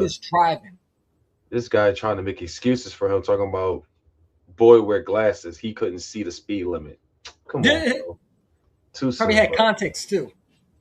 Too soon, bro. Come on, too soon. It's not something we need, bro. Like, come on, man. Like, seriously. Like, what are you doing? So this talks about Nolan Smith. Apparently, Josh Sweat isn't happy in Arizona. He's holding out now.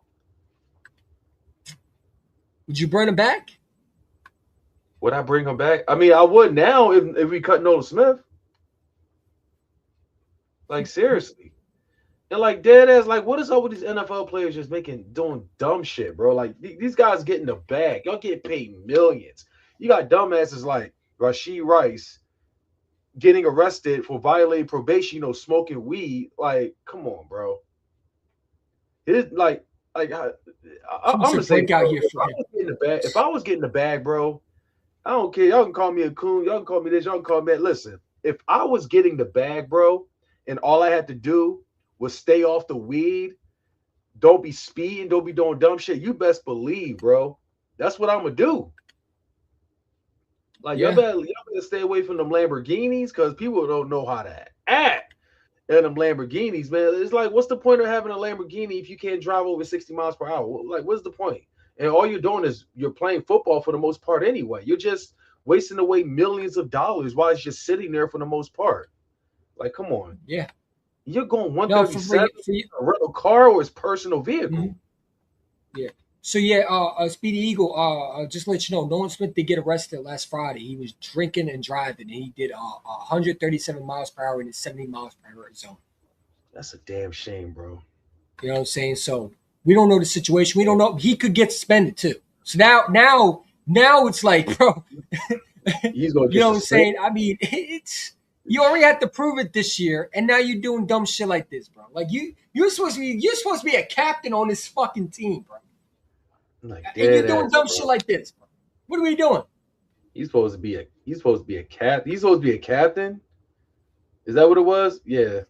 He said, "I don't know if I give up Brian Thomas." Well, then you don't get AJ Brown. Shout out to my guy Jaguar, man. Shout out to him. Yeah, He said, I don't know if beat Brian Thomas Jr., who's young for a 30-year-old AJ Brown. He's saying that Brian Thomas has like he's pretty valuable, especially young, shows a promising future. He doesn't know if he wants to give him up. Who could be a franchise wide receiver? That's the number one, pretty much. He just want to give him up for a 30-year-old AJ Brown. I mean, AJ Brown is elite. Yeah, he's 30, but probably about no more than about 5 years. I mean, you don't have to give him about 5 years in him, but I get he doesn't want to move on from a guy that has a very promising future. He's 25, right? Mm-hmm. He's 23. 23. Ooh, 23. Yeah, I wouldn't want to give up someone that's got about 10 to 15 years in him. Mm-hmm. Ooh, 15, that's pushing it. But I'm going to say like 13, 12 or 13. Yeah. For someone that's only got a couple. So, yeah, I get him. And to answer the question, they're not giving up Puka Nacua, so you could stop right there. That is not. He's definitely not giving up. If the Rams want to get AJ to give us 2 first-round picks, yeah. Yeah, I don't think they're giving up. If they get AJ Brown, they're going to keep Puka Nacua. I probably say we'll swap first-round picks, or we'll most likely give up AJ Brown in a second for Puka. Not a second. I mean, I'm pushing that, but probably swap first-round picks, and we're giving up another pick. But yeah, Puka is. He might be one guy I might say is better than AJ Brown for real. I mean, I could. You think Puka Nacua is better than AJ Brown? It's a damn good argument, if not even. Puka's bro. Puka's nasty. A monster, He's nasty. Bro. He's my issue would be like, he might work in. You got to think about it, like with Sean. What's our office corner name? Sean Mannion. What he could do with Puka Nacua and Devon Smith and Makai Lemon.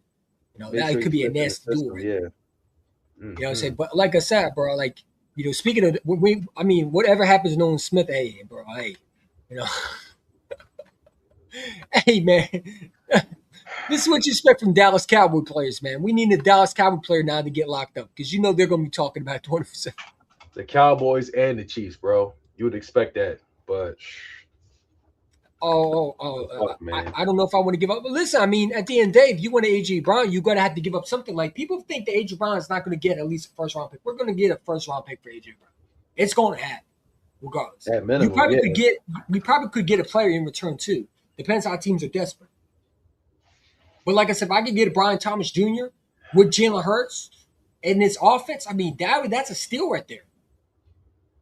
Just makes us wonder what we're going to do with those other wide receivers, though. They could be backups. Tavion Wicks. How much do we pay that guy? I think we paid him $3.5 million in a 4-year deal for like 2 years. Well, how long was it? About, you said 3 or 4? I don't think we keep him that long. Yeah, look that up real quick because I'm pretty sure didn't we extend him too? We gave him a brand new deal. I know that. Tavion Wicks is 2 years, $16.1 million. Okay, $9 million guaranteed. So. And then we signed Marquise Brown, and then we signed who else? The other receiver. Elijah Moore. Yeah, Elijah Moore. Which I think is more of a camp body.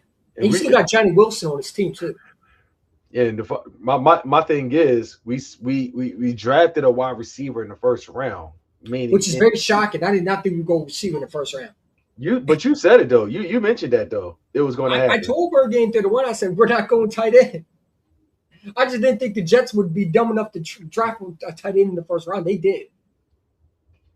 They drafted a tight end in the first round. The last time they drafted a tight end was what? Wow, maybe? Who, the Eagles or the Jags? Huh? You say it again? The last time the Jets drafted a tight end was a long time ago. They drafted Kenyon Sadiq in the first round. So you got to think about it. That we drafted wide receiver. We went up and got Taylor from LSU. That was in the second round last year. Yeah. So they got Kenyon Sadiq on the first round this year, and last year they got Mason Taylor from LSU. Yeah. What's up, Jade and Chris? How you doing, bro? And if you're new, hit that like button, man. So yeah, I mean, we talking about the AJ Brown stuff and stuff like that. I see you got Disney. I see you got Disney World up there. I'm going there next week. Jalen Hurts trying to get back there again. Back where? He's trying to get back to Disney World.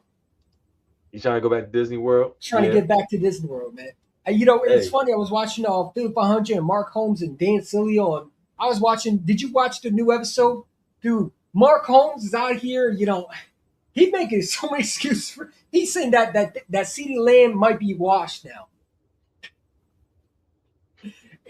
Cowboy fans making excuses. They're acting like Dak Prescott never had weapons. It's just like I'm sitting back. I'm like, man, you're full of stop, bro. Like Cowboy fans are running around to with Dak had no weapons and Jalen Hurts has all the weapons in the world and Dak got to do himself. It's like, bro, like are we rewriting history now?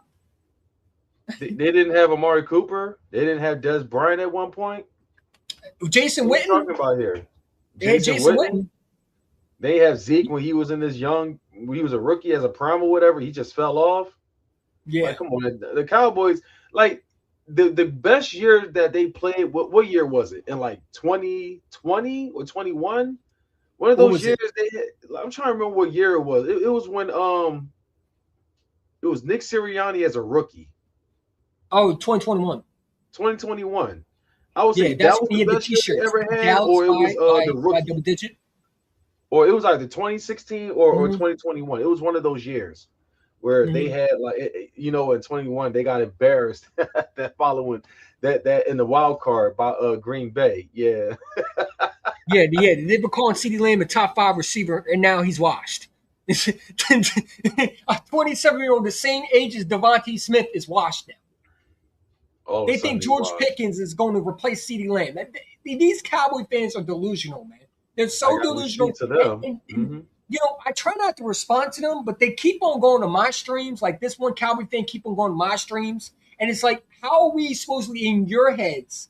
Like you supposed to say we're always in our, like Cowboy fans are always in our heads, but yet you're always on our streams.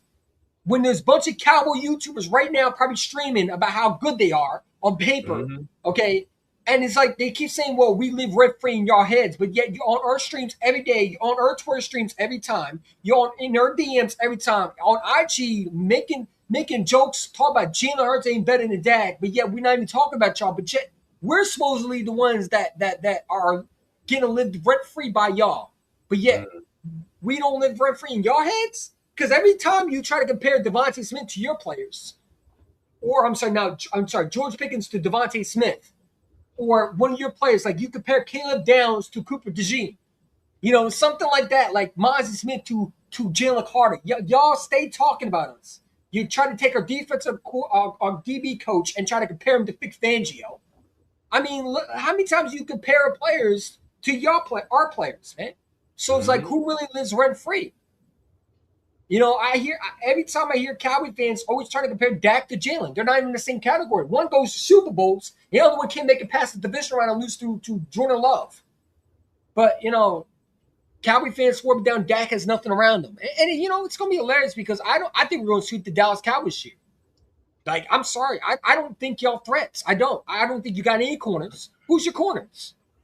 A guy that you picked up from the Rams that was a practice squad? Is that the guy that I'm supposed to be scared of?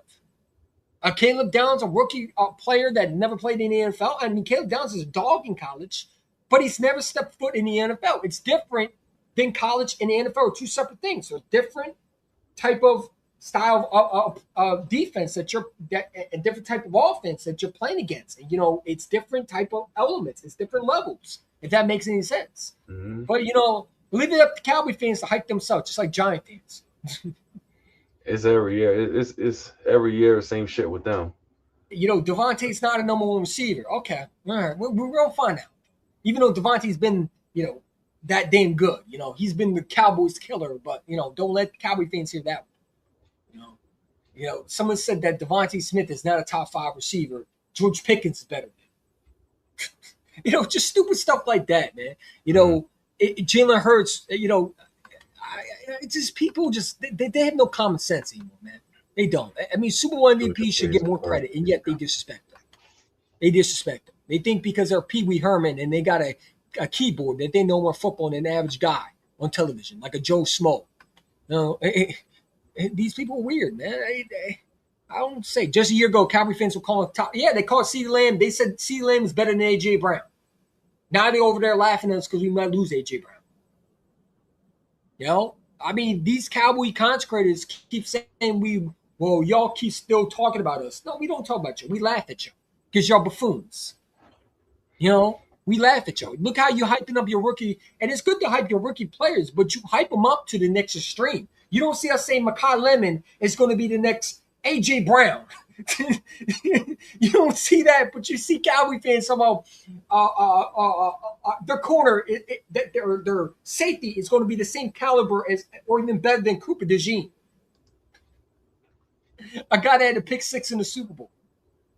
You know what I'm saying? It makes no sense. I mean, you can have fun with your rookie players that you drafted, but it's like when you go to extreme and you see stuff like Mozzie Smith is better than Jalen Carter. Okay, when they're not even the same type of player.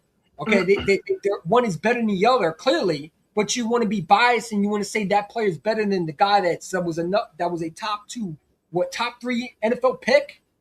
I mean, what are we? I mean, it's ludicrous, man. But these Cowboy fans, you know, most of them live with blue caps on their head, and they're special eds, and they're remedial, and that's what they are. You know, they bumped their head when they were little. You know, I mean, you can't have any conversations with them. Just being real. He said, "What happened? A lot of shit happened, man. Maybe Desi Unani's prediction is right. Maybe the Cowboys will go 0-18. We can always hope." You saw the comments over there, by the way. I posted a video and this Cowboy fans are, well, you're on crack. And I said, do you understand what a joke is? Clearly they don't, but they're Cowboys fans. You can't expect anything, can't expect anything from them. So it is what it is. Was that on TikTok or YouTube? Huh? Was that on TikTok or YouTube? They were making They're on everywhere, man. They can't stop talking about us, bro.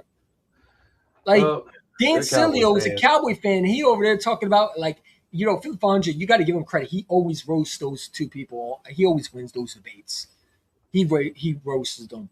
I don't know if you saw the new episode. Did you see the new episode of Phil Fonja? He dog walked him. Dog walked him. And the funny thing is, you know, this is what they do, bro. Like, hold on. Let me see if I can show you.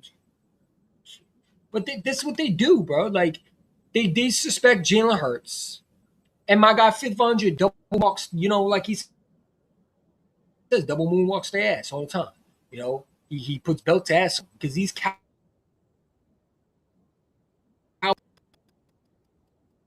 are delusional. They delusional, man. They delusional, and they don't speak the truth. They saying Dak don't have weapons. What do you mean? They traded for Amari Cooper, and he couldn't win nothing. You know, they're worried about our quarterback. You know, they're worried about what Jalen Hurts does. And it's like, you got a quarterback that's 31 years old and can't win a division round. But you're worried about our quarterback that's been in 2 Super Bowls and won a Super Bowl MVP and played against the best quarterback probably in football right now, and Patrick Mahomes. I mean, what are we talking about? It's just common sense to just go out the window when I hear these people say Jalen Hurts, he can't read the defense, stuff like that. And you know what? I love the negative energy because every time they disrespect Jalen Hurts, he goes to Super Bowls. He's going to do it again this year. I truly believe it. Yeah, just a year ago, they praised CeeDee Lamb, but now they hate CeeDee Lamb. And Mark Holmes said this. Mark Holmes said, CeeDee Lamb, you know, I don't know how much CeeDee Lamb has. Bro, he's 27 years old. He's the same age as Devontae Smith. Huh? Like, it makes some sense to me. These Cowboy fans, man, they think because they got Caleb Downs that they're suddenly going to be Super Bowl contenders, man. And they're hoping that all these players that they got is going to change their defense. They're going to be so good. Like, you know, but they say we talk about them all the time. You're right, we talk about y'all. Y'all clowns, man. You deserve to be talked about, not for the wrong reasons. You don't win nothing, but you talk like y'all do. And that's the sad part about it. You know? I got to play some of it, bro. I was watching some of it, man.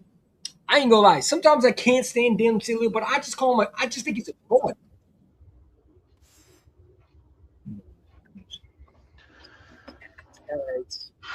Boy, oh boy.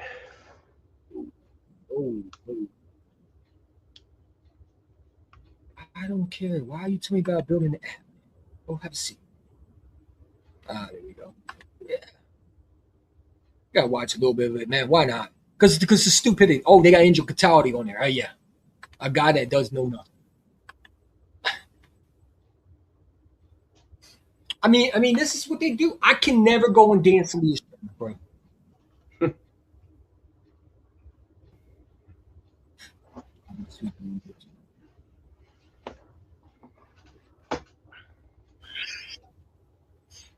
Hold on, give me a second.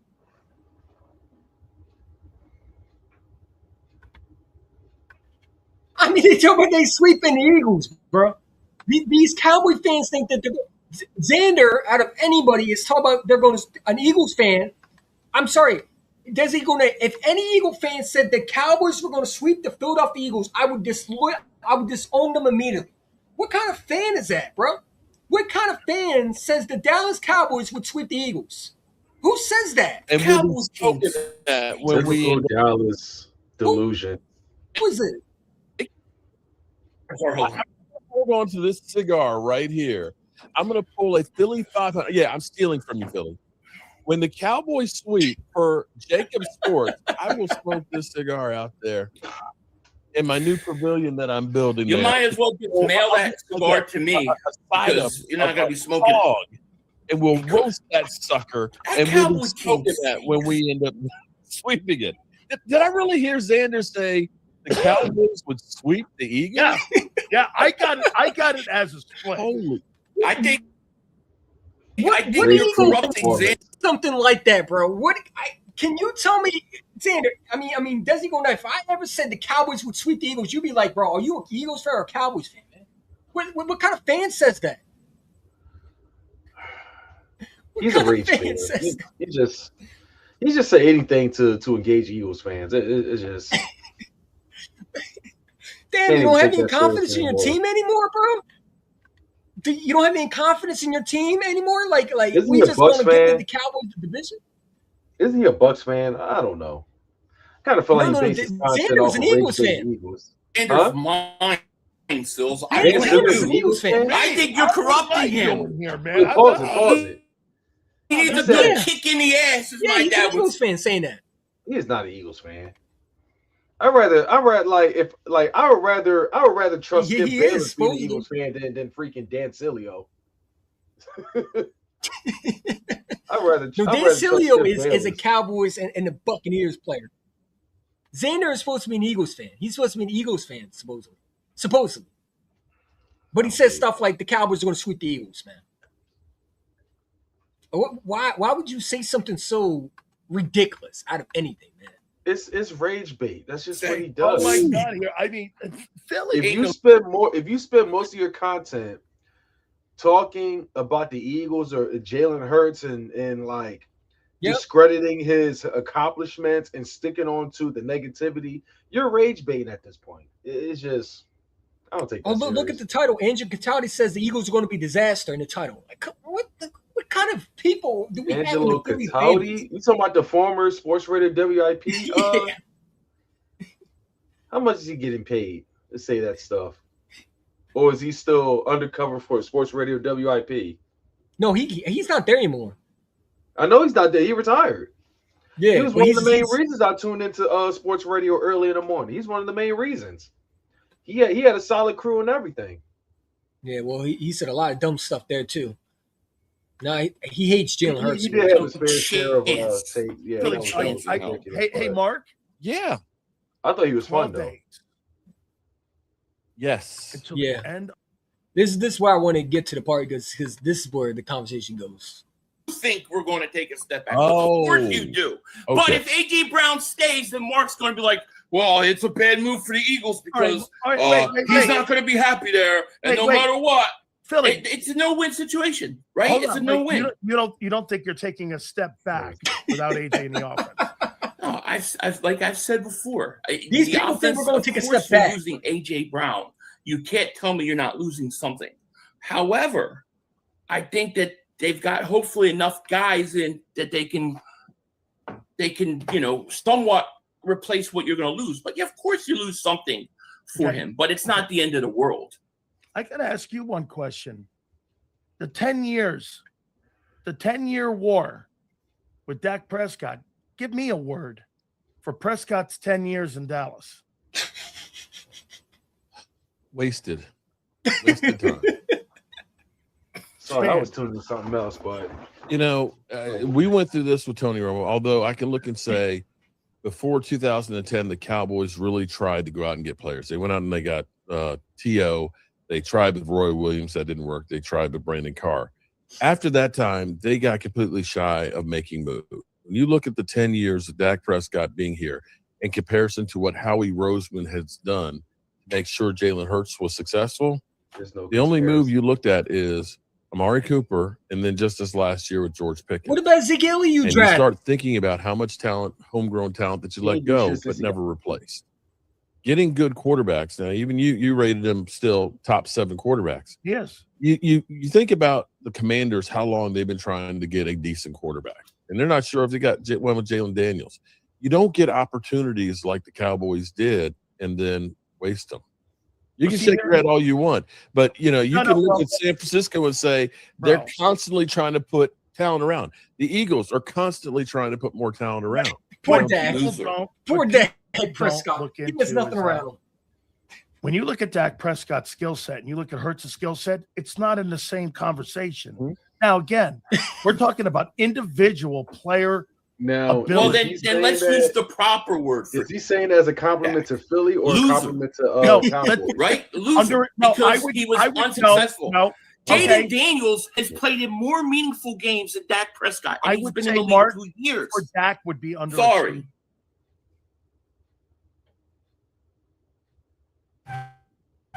I mean, come on, bro. Like, what do we like? Dak Prescott's a better quarterback. Where? People, man, they just be achieving. I'm going to tell, but I would also say this about Dak, under coach, and I want you to follow coach ain't good enough. They never coached him right. Good enough. And I'll tell you why. Just like Kellen Moore wasn't good enough either. I think Dak Prescott has more physical skill. You want to Super Bowl with Kellen Moore? Troy Aikman. But you know what they did in Dallas? They ran the fucking ball. They played lights out defense. They didn't ask him to throw the ball 38 times a game because they knew that was a losing remedy. In Philly, they knew the winning formula was let's run the ball 32 times, throw the ball 20. Let's go win. If they had done that with Dak and pulled him back in with better coaching. Yeah. Does he not forget that Zeke Elliott was the leading rusher in 2016 and 2017? I mean, not 2018? What are we talking about? Like the man, literally, they drafted a running back who literally was the leading rusher. They did the same thing with Ezekiel Elliott, and then Dak Prescott couldn't win a game. Put Dan Sileo in it. Just put Dan Sileo in one of those winning wood uniforms. You feel? Because that's all they talk about. Like all these excuses and these what if scenarios. Like, come on. You know what it is? I know why he hates the Eagles because he wasn't drafted by the Eagles, and you know he was signed by the Cowboys and the Buccaneers. That's why he hates the Eagles because the Eagles never gave him a chance. Because this dude always be like, dude, they did do it early. Elway, no, because again they missed. There's where you're right, Mark, on missed opportunity because you know why? His first 4 years in the league. Zeke was the somewhat Emmitt Smith. Yeah. So they did run the football with Dak Prescott. So they did the same thing that we had with Saquon Barkley with Jalen Hurts. And they had a great offensive line at that. So you just contradict yourself. Go ahead. And they had a great offensive line that year. Go ahead. These people, bro, like. Where Philly comes in and always says, that's missed opportunity. It is. Yeah, that was great. That was Chokerville. Well, Philly, here's the one thing I will say about when you talk about Dak. Okay? All the things you say about him in the postseason, they are true. But like I said, when he lines up in the regular season. He owns the East. He owns it. I don't see how you can own the So, East. by that You logic, couldn't even it's repeat safe as to division say- champions. So he admits that Dak Prescott is pretty much ain't shit in the playoffs, but in the regular season he owns the NFC East. Okay, so let me ask you this: would you rather have a quarterback that's only great in the regular season, or would you rather have a quarterback that can win Super Bowls? Because Jalen Hurts already did that in his fourth year, versus Dak being in the NFL for 10 years, and he only got 2 playoff wins. So you're telling me here's the question: a quarterback with a Super Bowl trophy, or a quarterback with a Walter Payton Man of the Year trophy that's great in the regular season? And we act like Nick Sirianni is this genius head coach. He's taken Nick Sirianni to 2 Super Bowls with a guy who can't really call plays with good offense. Honestly, yeah, I can admit that Nick Sirianni has his fair share of flaws, but we also gotta call it for what it is. This happened under his era. Yes. So I mean, it's happened under his era. Who's to know? Who's to know at this point? It could it be the same if it was any other coach? I believe so, but we don't really have the time, the opportunity. We don't know if we're going to see that in the future. I don't know. But he said after he said Cowboys don't waste opportunities, I couldn't listen to anything. The dude just be saying anything. Like, what do you mean waste? Dak has wasted every opportunity possible. Look how much talent he had roster around him every single time. The Dallas Cowboys, as I always said, they are a false. What did I call them? They are nothing but a fairy tale franchise. I think that's the best way to put it. Their fan base are fairy tale in general. They are a fairy tale franchise. For those that never heard of this saying that I've came up a long time ago, the Dallas Cowboys is one of those organizations, one of those franchises where, you see how great their stadium is, AT&T. You see how beautiful the women is, the cheerleaders. You see how exquisite that whole place, the food, everything. I heard the suites, the VIP, all like that is legit. So here's my thing, right? The Dallas Cowboys franchise, right? You can pretty much have anything.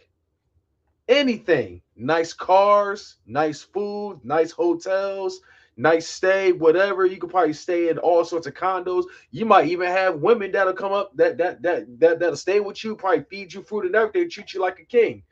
Playing with the Dallas Cowboys might give you the whole world, but one thing they can probably give you anything you play for the Dallas Cowboys, but one thing you will never in your life be able to get with the Dallas Cowboys is another Super Bowl.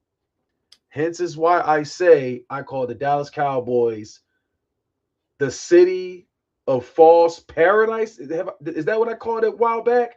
Like I say, you can have anything in Dallas but a Super Bowl. Is that how you want to live the rest of your life? I call the Cowboys. Lawrence saw the light. DeMarcus Lawrence saw the light. He said what he said. He knows he loves Dallas, but he knows he's never going to win anything there. And look what happened. He goes to Seattle. He gets his Super Bowl. Yeah. And that's what all these Cowboy fans say. I'm sure they're in the comments saying, "Hey, Dak Prescott's better than Jalen, though." But all right. They already wanted, their own players don't even believe in Dak anymore. You're gonna give in context, it's not really. My fault. I didn't mean to cut you off. You said what? Huh? You said what again? I said their own players don't even believe in Dak. Go ahead. No, they don't. They don't. And that's the sad part of it. They really don't. But they want to talk about Jalen Hurts so much. Hold on. Says a lot. It is context. It's context of the guy is 2-5. Yeah, because this Nolan Smith thing is all over Twitter damn ad, bro. What the hell is happening? Context. It's just so because you could go, if we go through year after year, we could talk about which times you beat the Eagles when the Eagles were sitting their starters, or the Cowboys were sitting their starters. Things like that. You have Are to you take really it saying out. you think Jalen? I don't think a guy that hasn't Not a repeated as a better division champion, that He's not hasn't a- won Oh shit. my God! I You've don't done it think one you can say time. he owns He's not a anybody. better Oh. How player. can you own anybody if you've won nothing? That's You've like won saying nothing. Sam That's Darnold. ridiculous. That's Sam Pause Darnold's that. a better Pause player that. than Justin Pause Herbert. it. You damn right he's better Is than that- you're right? he's definitely better than Justin Herbert. Go ahead. 5,500. You said what? 500 is cooking. He's cooking. He is. I'm just gonna say it like this. Talk about running the NFC. Talk about owning the NFC East, but where does that get you in the end? Are you winning? Are you winning anything? Are you winning Super Bowls? That's all they can brag about. That's all they can. Go ahead. I ain't got much to say, but that's all they can brag about. He said Easy one. His device is sick. Yeah, my device is skipping the Cowboys bullshit. The device is sick of this BS. Facts. He was trying to skip. I can't even keep up myself. It's just they It's so sound many as excuses, pathetic man. as Eagles fans bragging about NFL championships. It really is. They know that Honestly, they're never Darnold going might to be win a better Super than Bowl, Herbert. so He they're might just going be. to settle with talking about running the NFC East. And Where does that get you? Yeah. Go ahead. And did you see he tried to say, well, so you think Herbert's better than Darnold? That's what they always try to use. They use that to Jalen Hurts' argument. They say, well, you think Dan Marino's not better than? Did you say that? So you think that Nick Foles better than Dan Marino? No one said anything about Dan Marino being better than. Like, why do y'all try to make something that isn't? Like when you lose an argument with Jalen Hurts, it's so you think that Joe Montana isn't better than Warren Moon. It's something stupid like that. Or you think that Rainer Cunningham is not better than Joe Montana. It's like that has nothing to do with Jalen Hurts' topic. Now you just flipping the script to something to try to make yourself sound intelligent because you lost an argument. Cowboy fans a while back, dead ass, tried to say Dak Prescott was the next Joe Montana. No, he was the next Tom Brady. Remember? No, the next Joe Montana. Not Tom Brady, the next Joe Montana. I'll never They tried to forget compare that him to year. Tom Brady. What year was it? It all started in 2026. Dak Montana. Yeah. Dak Montana. Dak Montana. Yeah. What has Herbert done? You're talking about arm talent and how athletic a guy is and stuff. But when it comes to nuts and bolts, wins and loses Let me ask and you this, losses, Mark. which should matter. Look at him cut him off. Yeah, Look at him cut it off really fun. When he loses the argument, he said, "Let me ask you something. Let me change the topic because I lost the argument." Because he can't win arguments when it comes to facts. He has to go off feelings, man. You know what I'm saying? He's like a 5-year-old when he loses the argument, throws a tantrum in the side of the grocery store, man. Let me change the conversation now. I lost. Like, this is what Dan Sileo does, bro. He can't win an argument unless he tries to run the show. Is Darnold not successful? If Howie Roseman was going to draft a quarterback for Here we his go. team today, would it be Here's Hurts the or stupidity. Justin Herbert? Go ahead, Mark. Oh, it'd be Herbert. It'd be Herbert. It'd be Jalen Hurts. Here's the thing. And why did they take him in the first round? Who? Why the Eagles didn't take him in the first round? Why did you sign a contract with Wentz? We going back to 2021 to try to act like Jalen Hurts. Jalen Hurts coming out. No one had anything. No one knew what he was going to be. Everybody knew Justin Herbert had a big arm. Everybody knew that he was a top recruit coming out. Okay. The problem is when you look at the second round pick and what he's done between all these other quarterbacks, and this is what people fail to realize. It's nothing to do with Justin Herbert's talent. Justin Herbert is a very talented quarterback. But when it comes to production in the playoffs, he lacks that. And that is something every quarterback has trouble that Jalen Hurts doesn't have, is winning in playoffs. He lacks that. The Josh Allens, the Lamar Jacksons, the Justin Herberts, the Brock Purdy's, not Brock Purdy's, but you get my point. Dak Prescott's. All these other quarterbacks are supposed to be better than the Jaden Daniels. All these guys are supposed to be better than Jalen Hurts, but they don't win when it comes to big moments. They struggle. And these guys continue to forget that. They want to say he's better than Jalen Hurts. Okay, he can be better than Jalen Hurts when it comes to big arm. Yes, Justin Herbert has a big arm. Congratulations. What does he do in the playoffs, though? Does he show little big arm talent? Does he go out there and provide big plays to help them win? Or does he struggle? And that's my logic with these a lot, but they don't want to talk about that. They want to ignore the fact that this guy has not won a playoff game yet. Who cares Justin Herbert has a big arm? Who cares? We going off big arm talent, or we going off wins and production and success in the playoffs? Because that's all I care about. This is a what have you done for me lately league. And we're not talking about just in the regular season. No. Also in the playoffs. But also you know, in the playoffs. Yeah, but you got this dude, this idiot right here in the middle, who thinks he's such a smart dude, and his glasses make him smarter. When really, to be honest, it don't, because the intelligence level is clearly not there.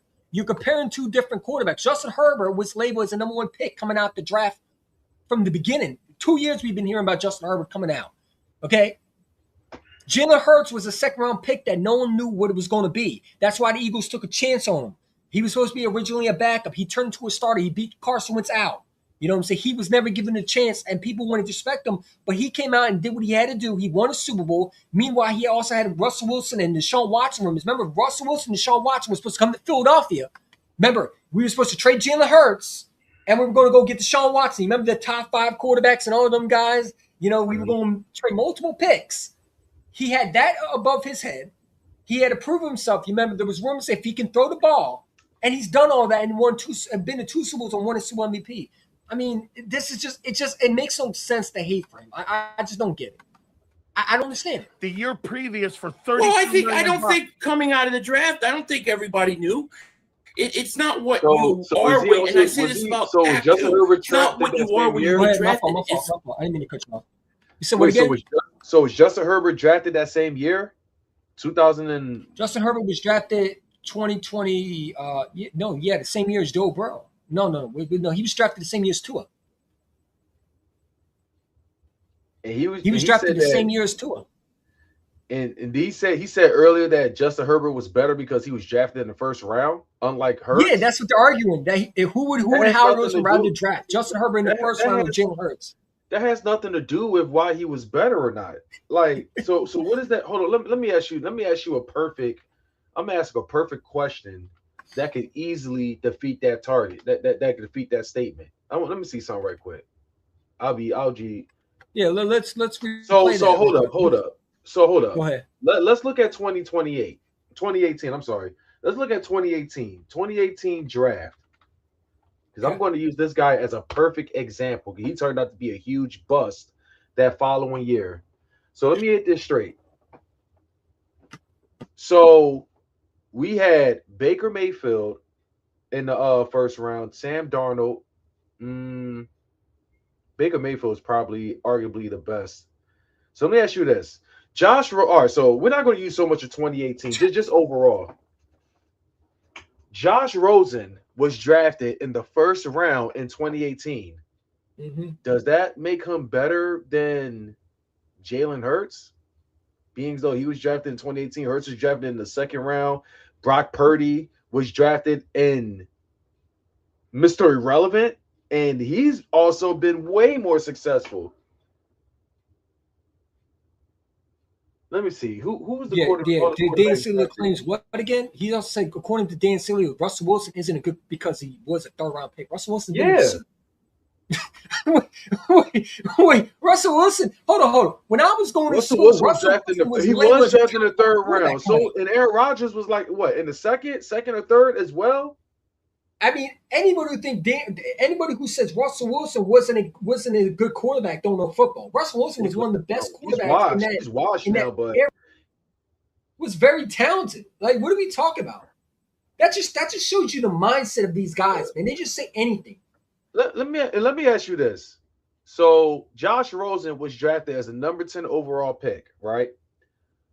Lamar Jackson was drafted number 2 overall pick. Does that make Josh Rosen better than Lamar Jackson? Yeah.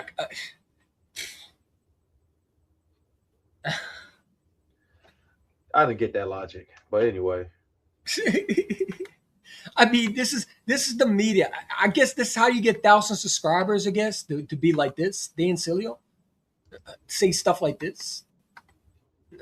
Do you think Jalen Hurts is a And with better Jalen Hurts talent than Lamar Jackson? I think Jalen Hurts is a better winner Thank you. than all those guys. That winning. You talk about talent. I talk about winning. Is a team Winning. talent. Winning is a Yeah, team winning's a team talent. But Yes, you tell me how many quarterbacks in this league have It's won funny. Super Bowls? It's No, funny. I mean, I seriously. love You have that. I love Stafford, that you have statement right Mahomes, there. Go ahead. you have I love how they always say winning is a team sport. So, but when it comes to other quarterbacks, they don't want to use it. they don't want to exactly. It only seems to be a Dak team Prescott sport don't win because of when his it's team Jalen around him. Hurts. He just wins because he's good. What But does that Jalen say? Hurts, it's because of the What team does that say around him. about quarter? What does that say about Josh Allen? Didn't they?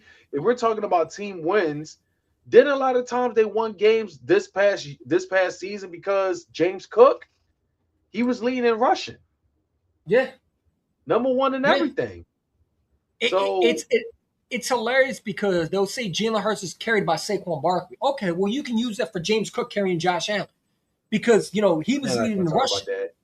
You could use it for Derrick Henry carrying Lamar Jackson, but they don't want to talk about that. It's only a problem when it's Jalen Hurts and Saquon Barkley. It's only a problem if it's an Eagles. Everybody else, it don't matter though. It don't matter.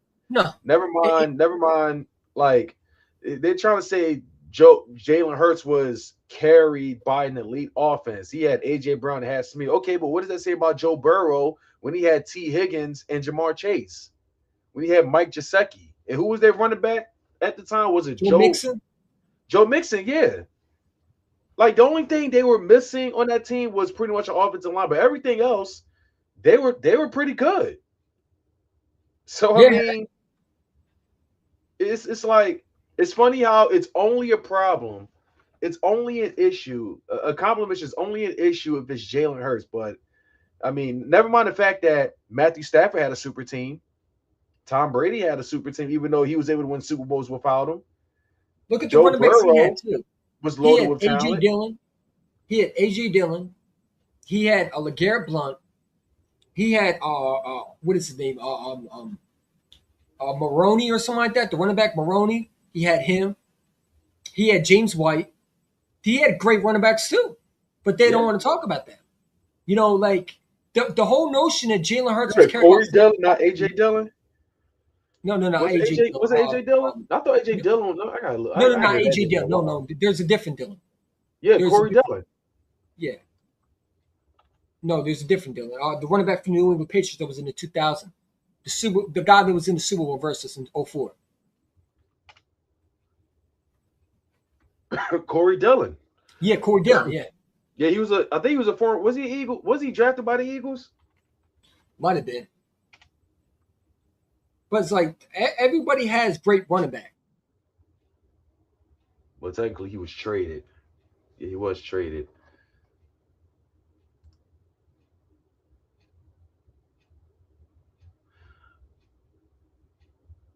Oh, he played 7 seasons with the Cincinnati Bengals before being traded to the Patriots. Scenario. The best quarterbacks, Joe Montana. Talking about him playing on the Eagles. Yeah. I'm tripping. Tom Brady had a great offensive side. He did, but people want to ignore that, especially in 2020. Yeah, Cincinnati Bengals. The Cincinnati Bengals always had talent around Joe Burrow. It's just Joe Burrow can't stay healthy in the offensive line. And the only thing you could question is Joe Burrow don't have the best offensive line. That's the only thing you can probably say. AJ Dillon was. But other was than that, by the everything Eagles. around. No, he wasn't. He was drafted by the Packers. Oh, we talking about that AJ Dillon that we had last year. That dude stinks. He stunk with the Eagles, yeah. He was just. Well, that's because you had Kevin Batula as your offense corner. The guy that built the team. The guy that built the team. That they wanted more that Jalen Hurts had to deal with. AJ Dillon. Jalen Hurts. And Darnold. Who else have won? Darnold. Okay. And who else? And Russell Wilson. Russell Wilson's basically retired. I don't even count Rodgers as 40. Okay. But who else? Jalen Hurts has been in 2 Super Bowls in 4 years. How many quarterbacks have done that? I'm gonna go down this list here and ask just don't understand how we can look at winning as not mattering. And Mark, of course, Mark's like, oh, Lord, because your team don't win. I'll ask of course you're going to say that. You just said it. Your team, my team. Yeah, here we go. When you put up 30 points a game, you're not winning. Because of your quarterback. Do you think Jalen Hurts is a better player than Josh Allen? Oh, yes, absolutely, 100%, absolutely. I'm going to say this. I think he's better at quarterback. Josh Allen is an elite quarterback in the regular season, without a doubt. He is. I can understand why so many people would. I can understand that so many people would take Josh Allen, without a doubt. One of the best quarterbacks. Mm-hmm. I'm not going to. My issue with Josh Allen is two things. One, they give this man way too many excuses when he falls short. They make all the excuses in the world when, you know, he does make, like, especially we can't get far in the playoffs. Like, when other quarterbacks choke, they hold him accountable. When Jalen Hurts, he falls short, they hold him accountable. But Josh Allen, we all got to feel sorry for him. Like, nah. Josh Allen, damn good quarterback, but he's not a champion. He doesn't know how, like, when it really matters, when it's time to win out, he's not the man. He's been one of the only quarterbacks in the NFL with consistent talent around him and still can't win it. Always had promising seasons and everything, still can't win it. So no, and that's the thing. What did Dak Prescott do inside the Packers playoff game? Nothing. He threw 2 picks, and one was a pick 6 to the house. Actually, he threw 2 interceptions, one to the house, two to the house. You know, he wasn't good. And people want to deny the fact that he played like absolute garbage in the first and second quarter. And in the third and the fourth quarter, he finally turned it up and he threw some garbage stats to try to make himself look good.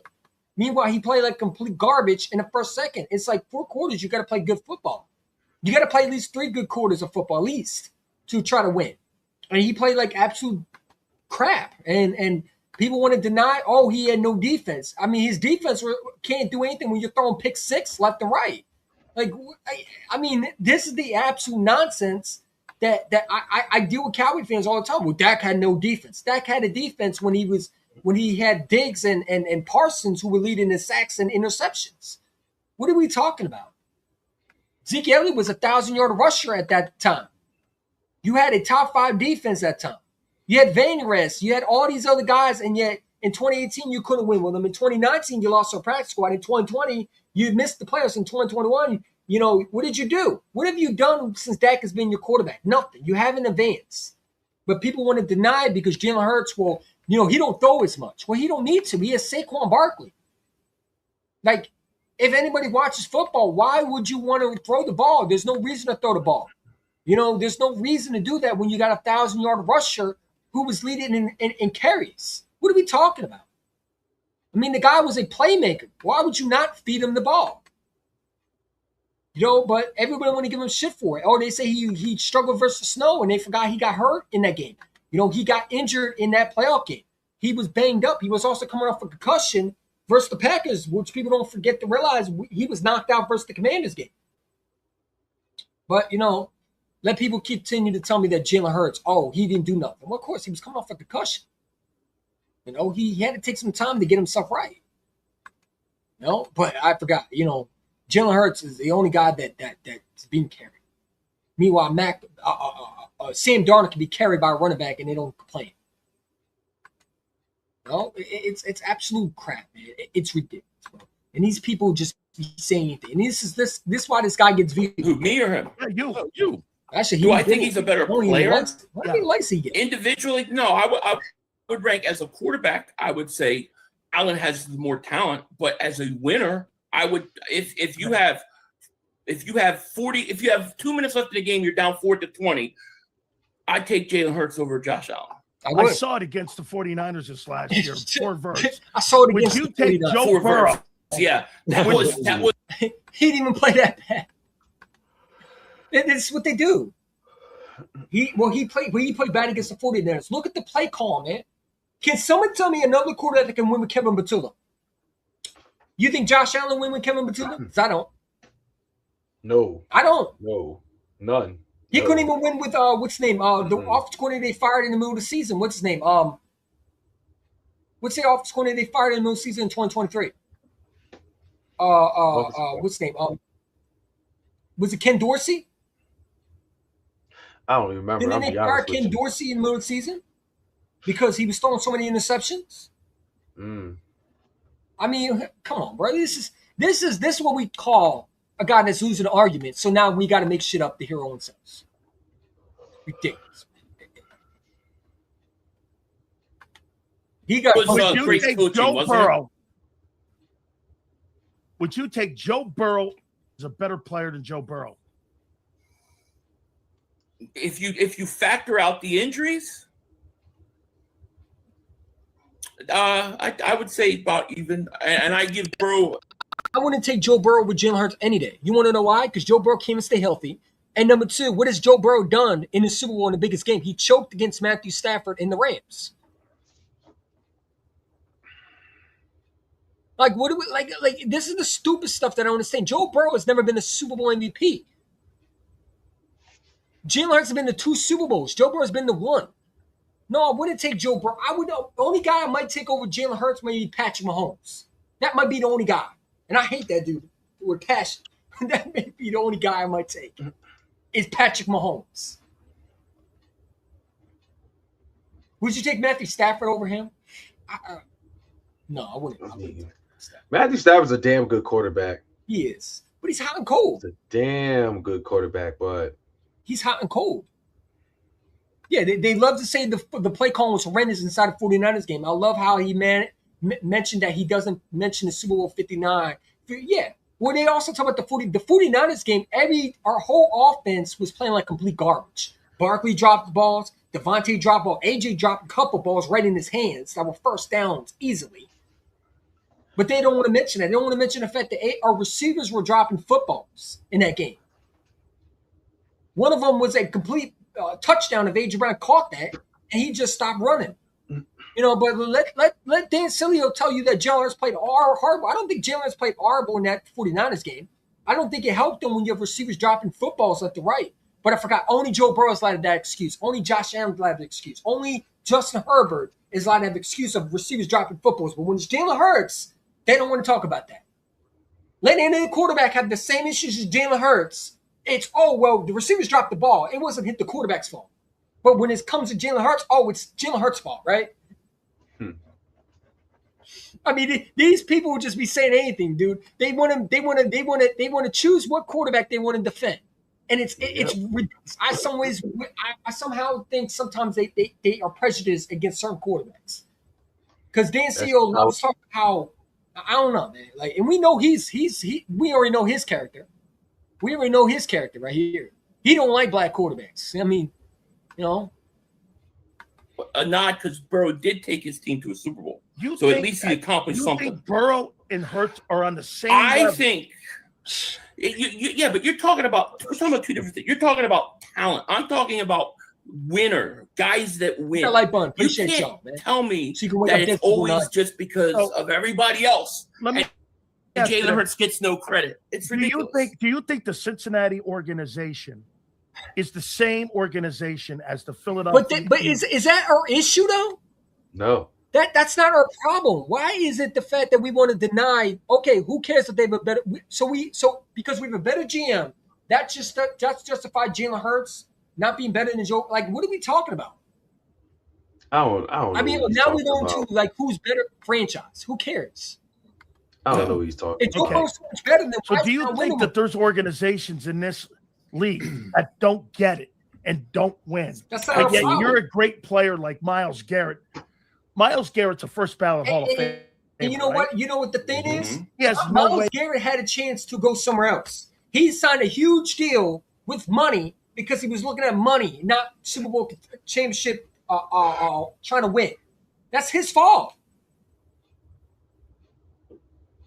Am I mistaken? Didn't Myles Garrett sign a huge contract with the Browns after requesting a trade last year? He did. So whose fault is that? 2 years ago. We are going to try to act like that's Jalen Hurts. So that's Jalen Hurts' fault because he's a great GM and Howie Roseman. So we're just going to ignore the fact that what he's done as a quarterback, because it got Howie Roseman, the best GM in football. Maybe the other GMs should do what Howie Roseman does and go get him talent. Maybe instead of them doing stupid stuff in the draft like every year and not picking the right players and doing dumb stuff like drafting a running back with the 3rd overall like the Arizona Cardinals do, maybe they should draft offensive linemen. Right? I mean, what do we? Right. Whose fault is that? Is that Howie's fault, or is that Jalen Hurts' fault, or is that the organization's fault, or the other organization's fault for not doing what they're supposed to do?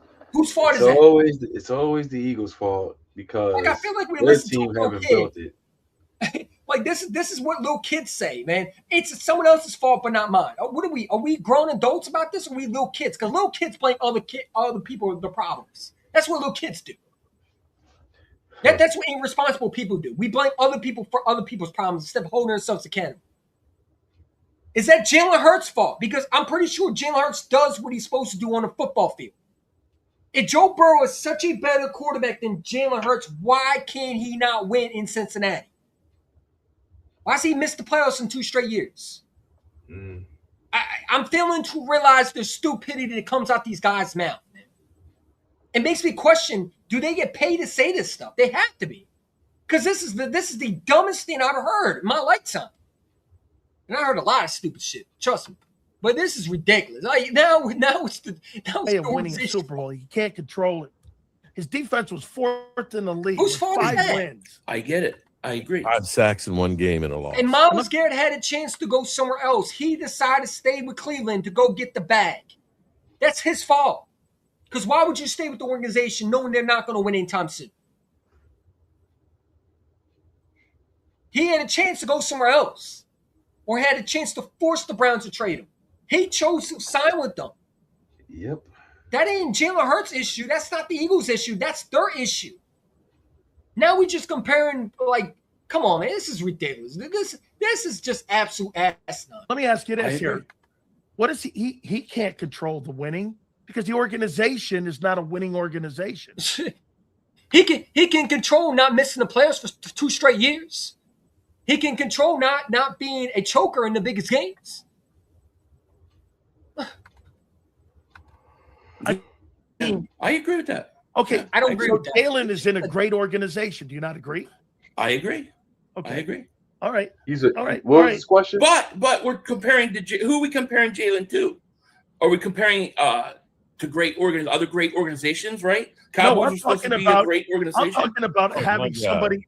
I'm talking about having somebody in the building that makes right executive decisions and builds a defense and builds an offense. You know what the problem in Dallas is? Jerry Jones. The problem is Dak Prescott, man. We got to stop blaming Jerry Jones for every little thing. I understand Jerry Jones bad in Dallas, but the problem is their quarterback. Their quarterback is a choker. That's the biggest problem in Dallas. You understand? If they had a different quarterback, I'd probably be more scared of Dallas. The reason why I'm not scared of Dallas, I don't care how much talent they have around them, is because I know who the quarterback is. Am I wrong, Des Eagle 90? Like, we're not worried about Dallas Cowboys. I don't worry about them because I know who the quarterback is. Yep. Like, we got to stop blaming Jerry. Like, I hear Cowboy fans say, well, Jerry Jones this, Jerry Jones that. But Jerry Jones goes and trades for Amari Cooper. Jerry Jones might not be the greatest GM, may not be the greatest owner, but he does his best to try to give Dak weapons. It's your job, the $60 million quarterback, to go do what you're supposed to. Are we living in a bubble, or are we actually living in reality? I'm confused. What world are we living in? Am I living in backwards reality land where everything is backwards now? Now we're going to blame everybody else but Dak Prescott. The man is 31 years old and can't win a division round. If he was in Philadelphia, he would already be traded out of Philadelphia a long time ago. He would have been gone. AKA Carson Wentz. The redhead ginger. Redhead ginger. The crying. It's all Jerry Jones' fault. That's right. Jerry Jones' fault for 10 years. 10 years. What has been if you held Dak Prescott to the same standard as Jalen Hurts, what has it been would be insane. Okay. What is the difference between the Cowboys last 30 years, between the first 6 years? What's the difference? Between the first 6 years and the first 30 years? And the last 30 years in Dallas. The quarterback. They haven't had winners. It's Jimmy They Jimmy haven't put a Johnson. winner.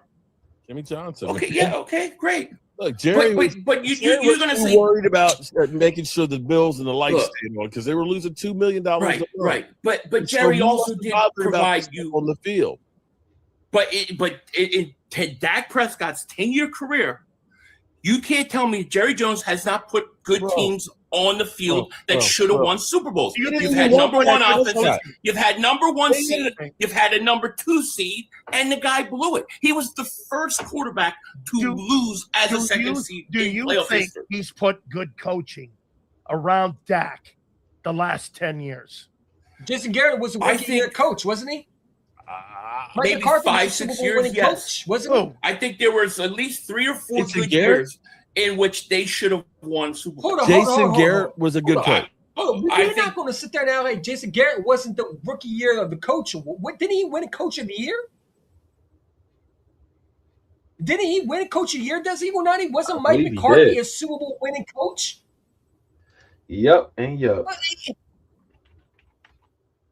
These people just the stupidity, man. He said Jerry gave Dak, Lamb, Cooper, Micah, Diggs, a good offensive line, still couldn't win. Exactly. And also Zeke Elliott, who's a first-round pick. Associated Press NFL Coach of the Year in 2016. The year they were, what were they, 13-3? Yeah. It was equivalent to Nick Sirianni, and Jalen Hurts won with them. I mean, this is funny. The team You gotta that make Jason, this is I funny, don't. man.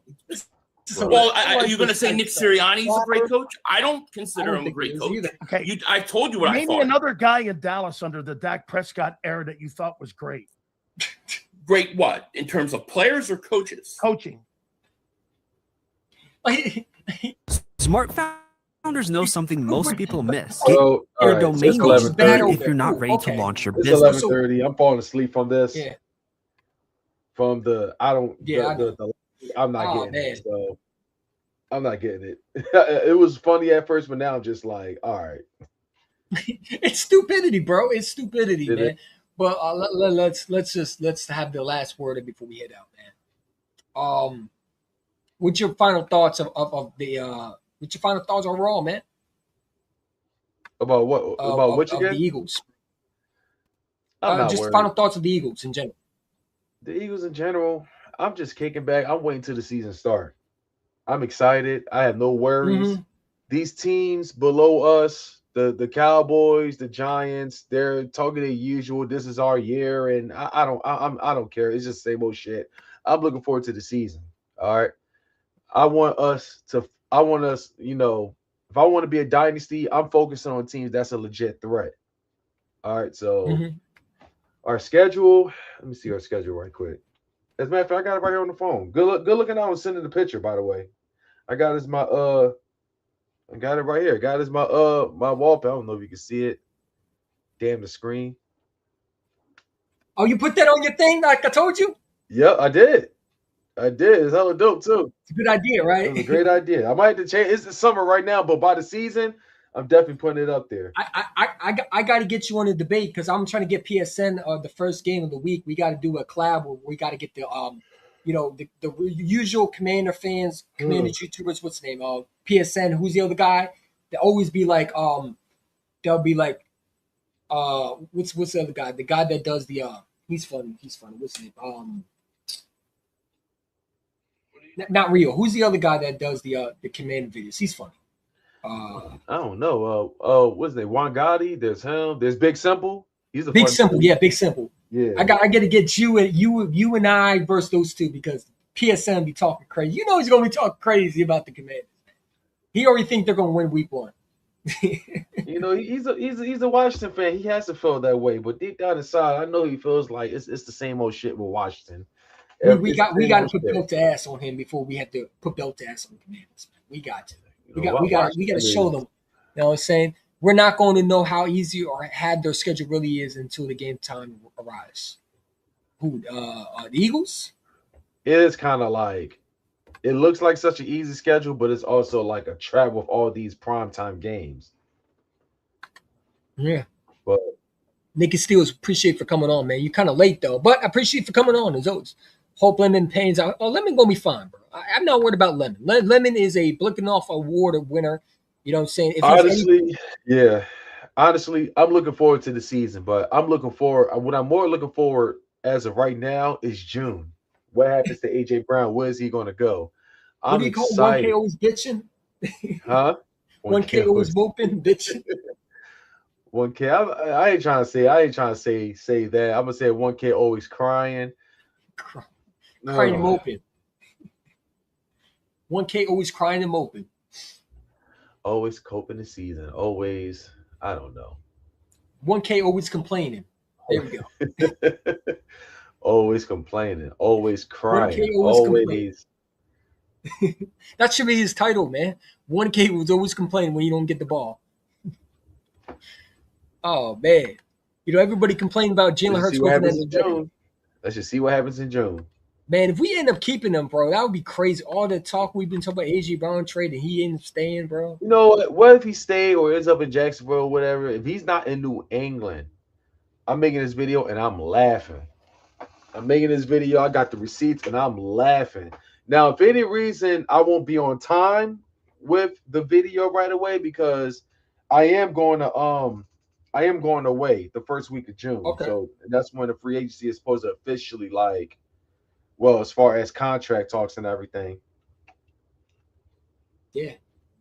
Man, June 2 days into 1K always moping is out of here, man. You know what I'm saying? I want to see for myself if he's really gone. I want to see for myself. And what are we getting in return? Yeah, man. Bro, I swear we better get a first round pick. We better get something. Send to the Jets. That'd be so funny. He goes to the Jets. They might be good over there, bro. With Frank Wright over there, man. I'm telling you, don't sleep on the Jets, dude. They could be a decent. It's hard to even say that because he's the head coach for the Panthers and they flopped. Yeah, but he's the offensive coordinator over there. Oh, I thought he was the head coach over there. Mm-mm, he's not the head coach. The head coach is the defense corner for the Lions. Mm. Or was it Matt something? No. No, the cornerback for the Lions. You know that went to the Jets. Mm. He was the last year's head coach. He's still there. What's his name? He was with the Lions. Glenn, or is that his name? I think his name is Lynn. Aaron Lynn or something like that. Yeah, Aaron Lynn. Gotta be Aaron Lynn. Aaron Glenn, maybe. Yeah. I'm going to talk trash about AJ. I'm going to say if he's gone, thanks for everything you did. Something that's not even Terrell Owens ever did win a championship. Yeah, I mean, listen, I love AJ Brown, but I don't like how he went out. There was no reason why you should have left in the first place, and that's going to leave a bitter taste in my mouth. I'm not going to buy his jerseys. I'm not going to buy anything of him again. You know, say I love what AJ Brown did, but I'm always going to remember. I think a lot of Eagle fans are going to remember more of how he went out than more what he did, and that's sad because he did a lot of great things in Philadelphia. But people are going to remember the fact that he quit on his team and didn't want to show up for his teammates when there was times where he could have been a better teammate, I would think. And I think a lot of Eagle fans are going to remember the fact that he left. He wanted to be traded. I mean, when you requested trade week 3, I mean that to me that's a shame. That's a shame, and that's not something you want to have in the locker room. He's been pushing the trade, you know. I know the preparation that we put in, but what do you think? Philly media is a fucking joke, bro. I want to ask, what do you think? Do you care where AJ Brown gets traded? Like, who asked that? Fucking media. Who said that? On Twitter. Let me send it to you. Okay, hold on. Somebody gonna ask Jalen Hurts, do you care where AJ Brown gets traded? The Philly media is a fucking just. Did they really ask him that? Yeah. When today? They didn't ask it directly, but they didn't ask it like. I don't know why they didn't add the caption of them asking that question, but it was captioned that he asked it, and Jalen Hurts was like, what do you think? Oh, I think that was just I think that was someone who put a clip together. I don't think that was her. It doesn't really matter to me. You know what I'm saying? Oh, It never doesn't mind. matter to me because Was it today they asked him this? Never mind. Somebody just they someone was trolling. Just a click. So apparently this was said during the Giants. Was this when? I guess this was when the Eagles beat the Giants. I don't know. Oh yeah, TMZ asked Julio Jones. Yeah, I thought that was funny. They asked Julio Jones about AJ and why would you ask a guy that's not even on his team anymore about Jalen Hurts, man? Like these people just be looking for clicks, man. They pathetic sometimes. Yeah, they asked Julio Jones. I know that. Yeah, TMZ asked Julio Jones, "What do you think about AJ and Jalen Hurts beef?" Like, why would you ask a guy? What did he say about that? What did he say? Julio Jones had no comment, pretty much. Like, I don't blame him. Asked him, I was walking. I mean, but shout why would you out ask Julio Jones? So what, like, Julio Jones has been there for what, maybe 1 year at best. Like 1 year. That's not something you would ask a player that has. You know what I'm saying? Like, come on, bro. Like these clickbait media is just trying to find ways to try to instigate and stir the pot more. And it's supposed to be AJ Brown's wedding, and they're asking questions like that during his wedding, like. Or Jalen Hurts didn't go there. Like, who cares? Yeah. You worried about the wrong stuff, man. And it's like. Oh, since Jalen Hurts didn't go to AJ Brown's wedding, he don't like him anymore. Get out of here. It wouldn't surprise me if the pastor was like, "Is there anything you would like to say or forever hold your peace?" Then you have the Philadelphia meeting. Yeah, AJ Brown. Did you figure out what team you want to go to? Fucking dickheads, bro. Hey, AJ, this is Spike Eskins on WIP. Do you still want to be a Patriot? I'm gonna go. Like, AJ Brown, really making me mad with this shit, bro. Do you still like your quarterback? Do you still like your quarterback? Are you still a Patriots fan? AJ Brown, for Spike Eskins from WIP. Does Mike Vrabel interest you more than Nick Sirianni does? I don't know. Is Drake May a better quarterback in your eyes than Jalen Hurts? Have you seen Diana Rossini recently? He might have. He might have, yeah. These people will be asking some of these questions. Like they'll probably ask Jalen Hurts in the summer when we get back to training camp. Hey, Jalen Hurts, since AJ Brown's not here, do you think that you'll miss him? Like, it's a stupid question. We'll still be hearing about AJ Brown when he's traded. We'll still hear about reporters asking him when he's not even there anymore. All right, man. I'm gonna call it like though. This all right, man. Appreciate you for coming on as always, man. Hit that like button. Appreciate you for coming on. Give the boy thumbs up, man. For real. It's always go Birds. Man. Into the next one. All righty. Peace.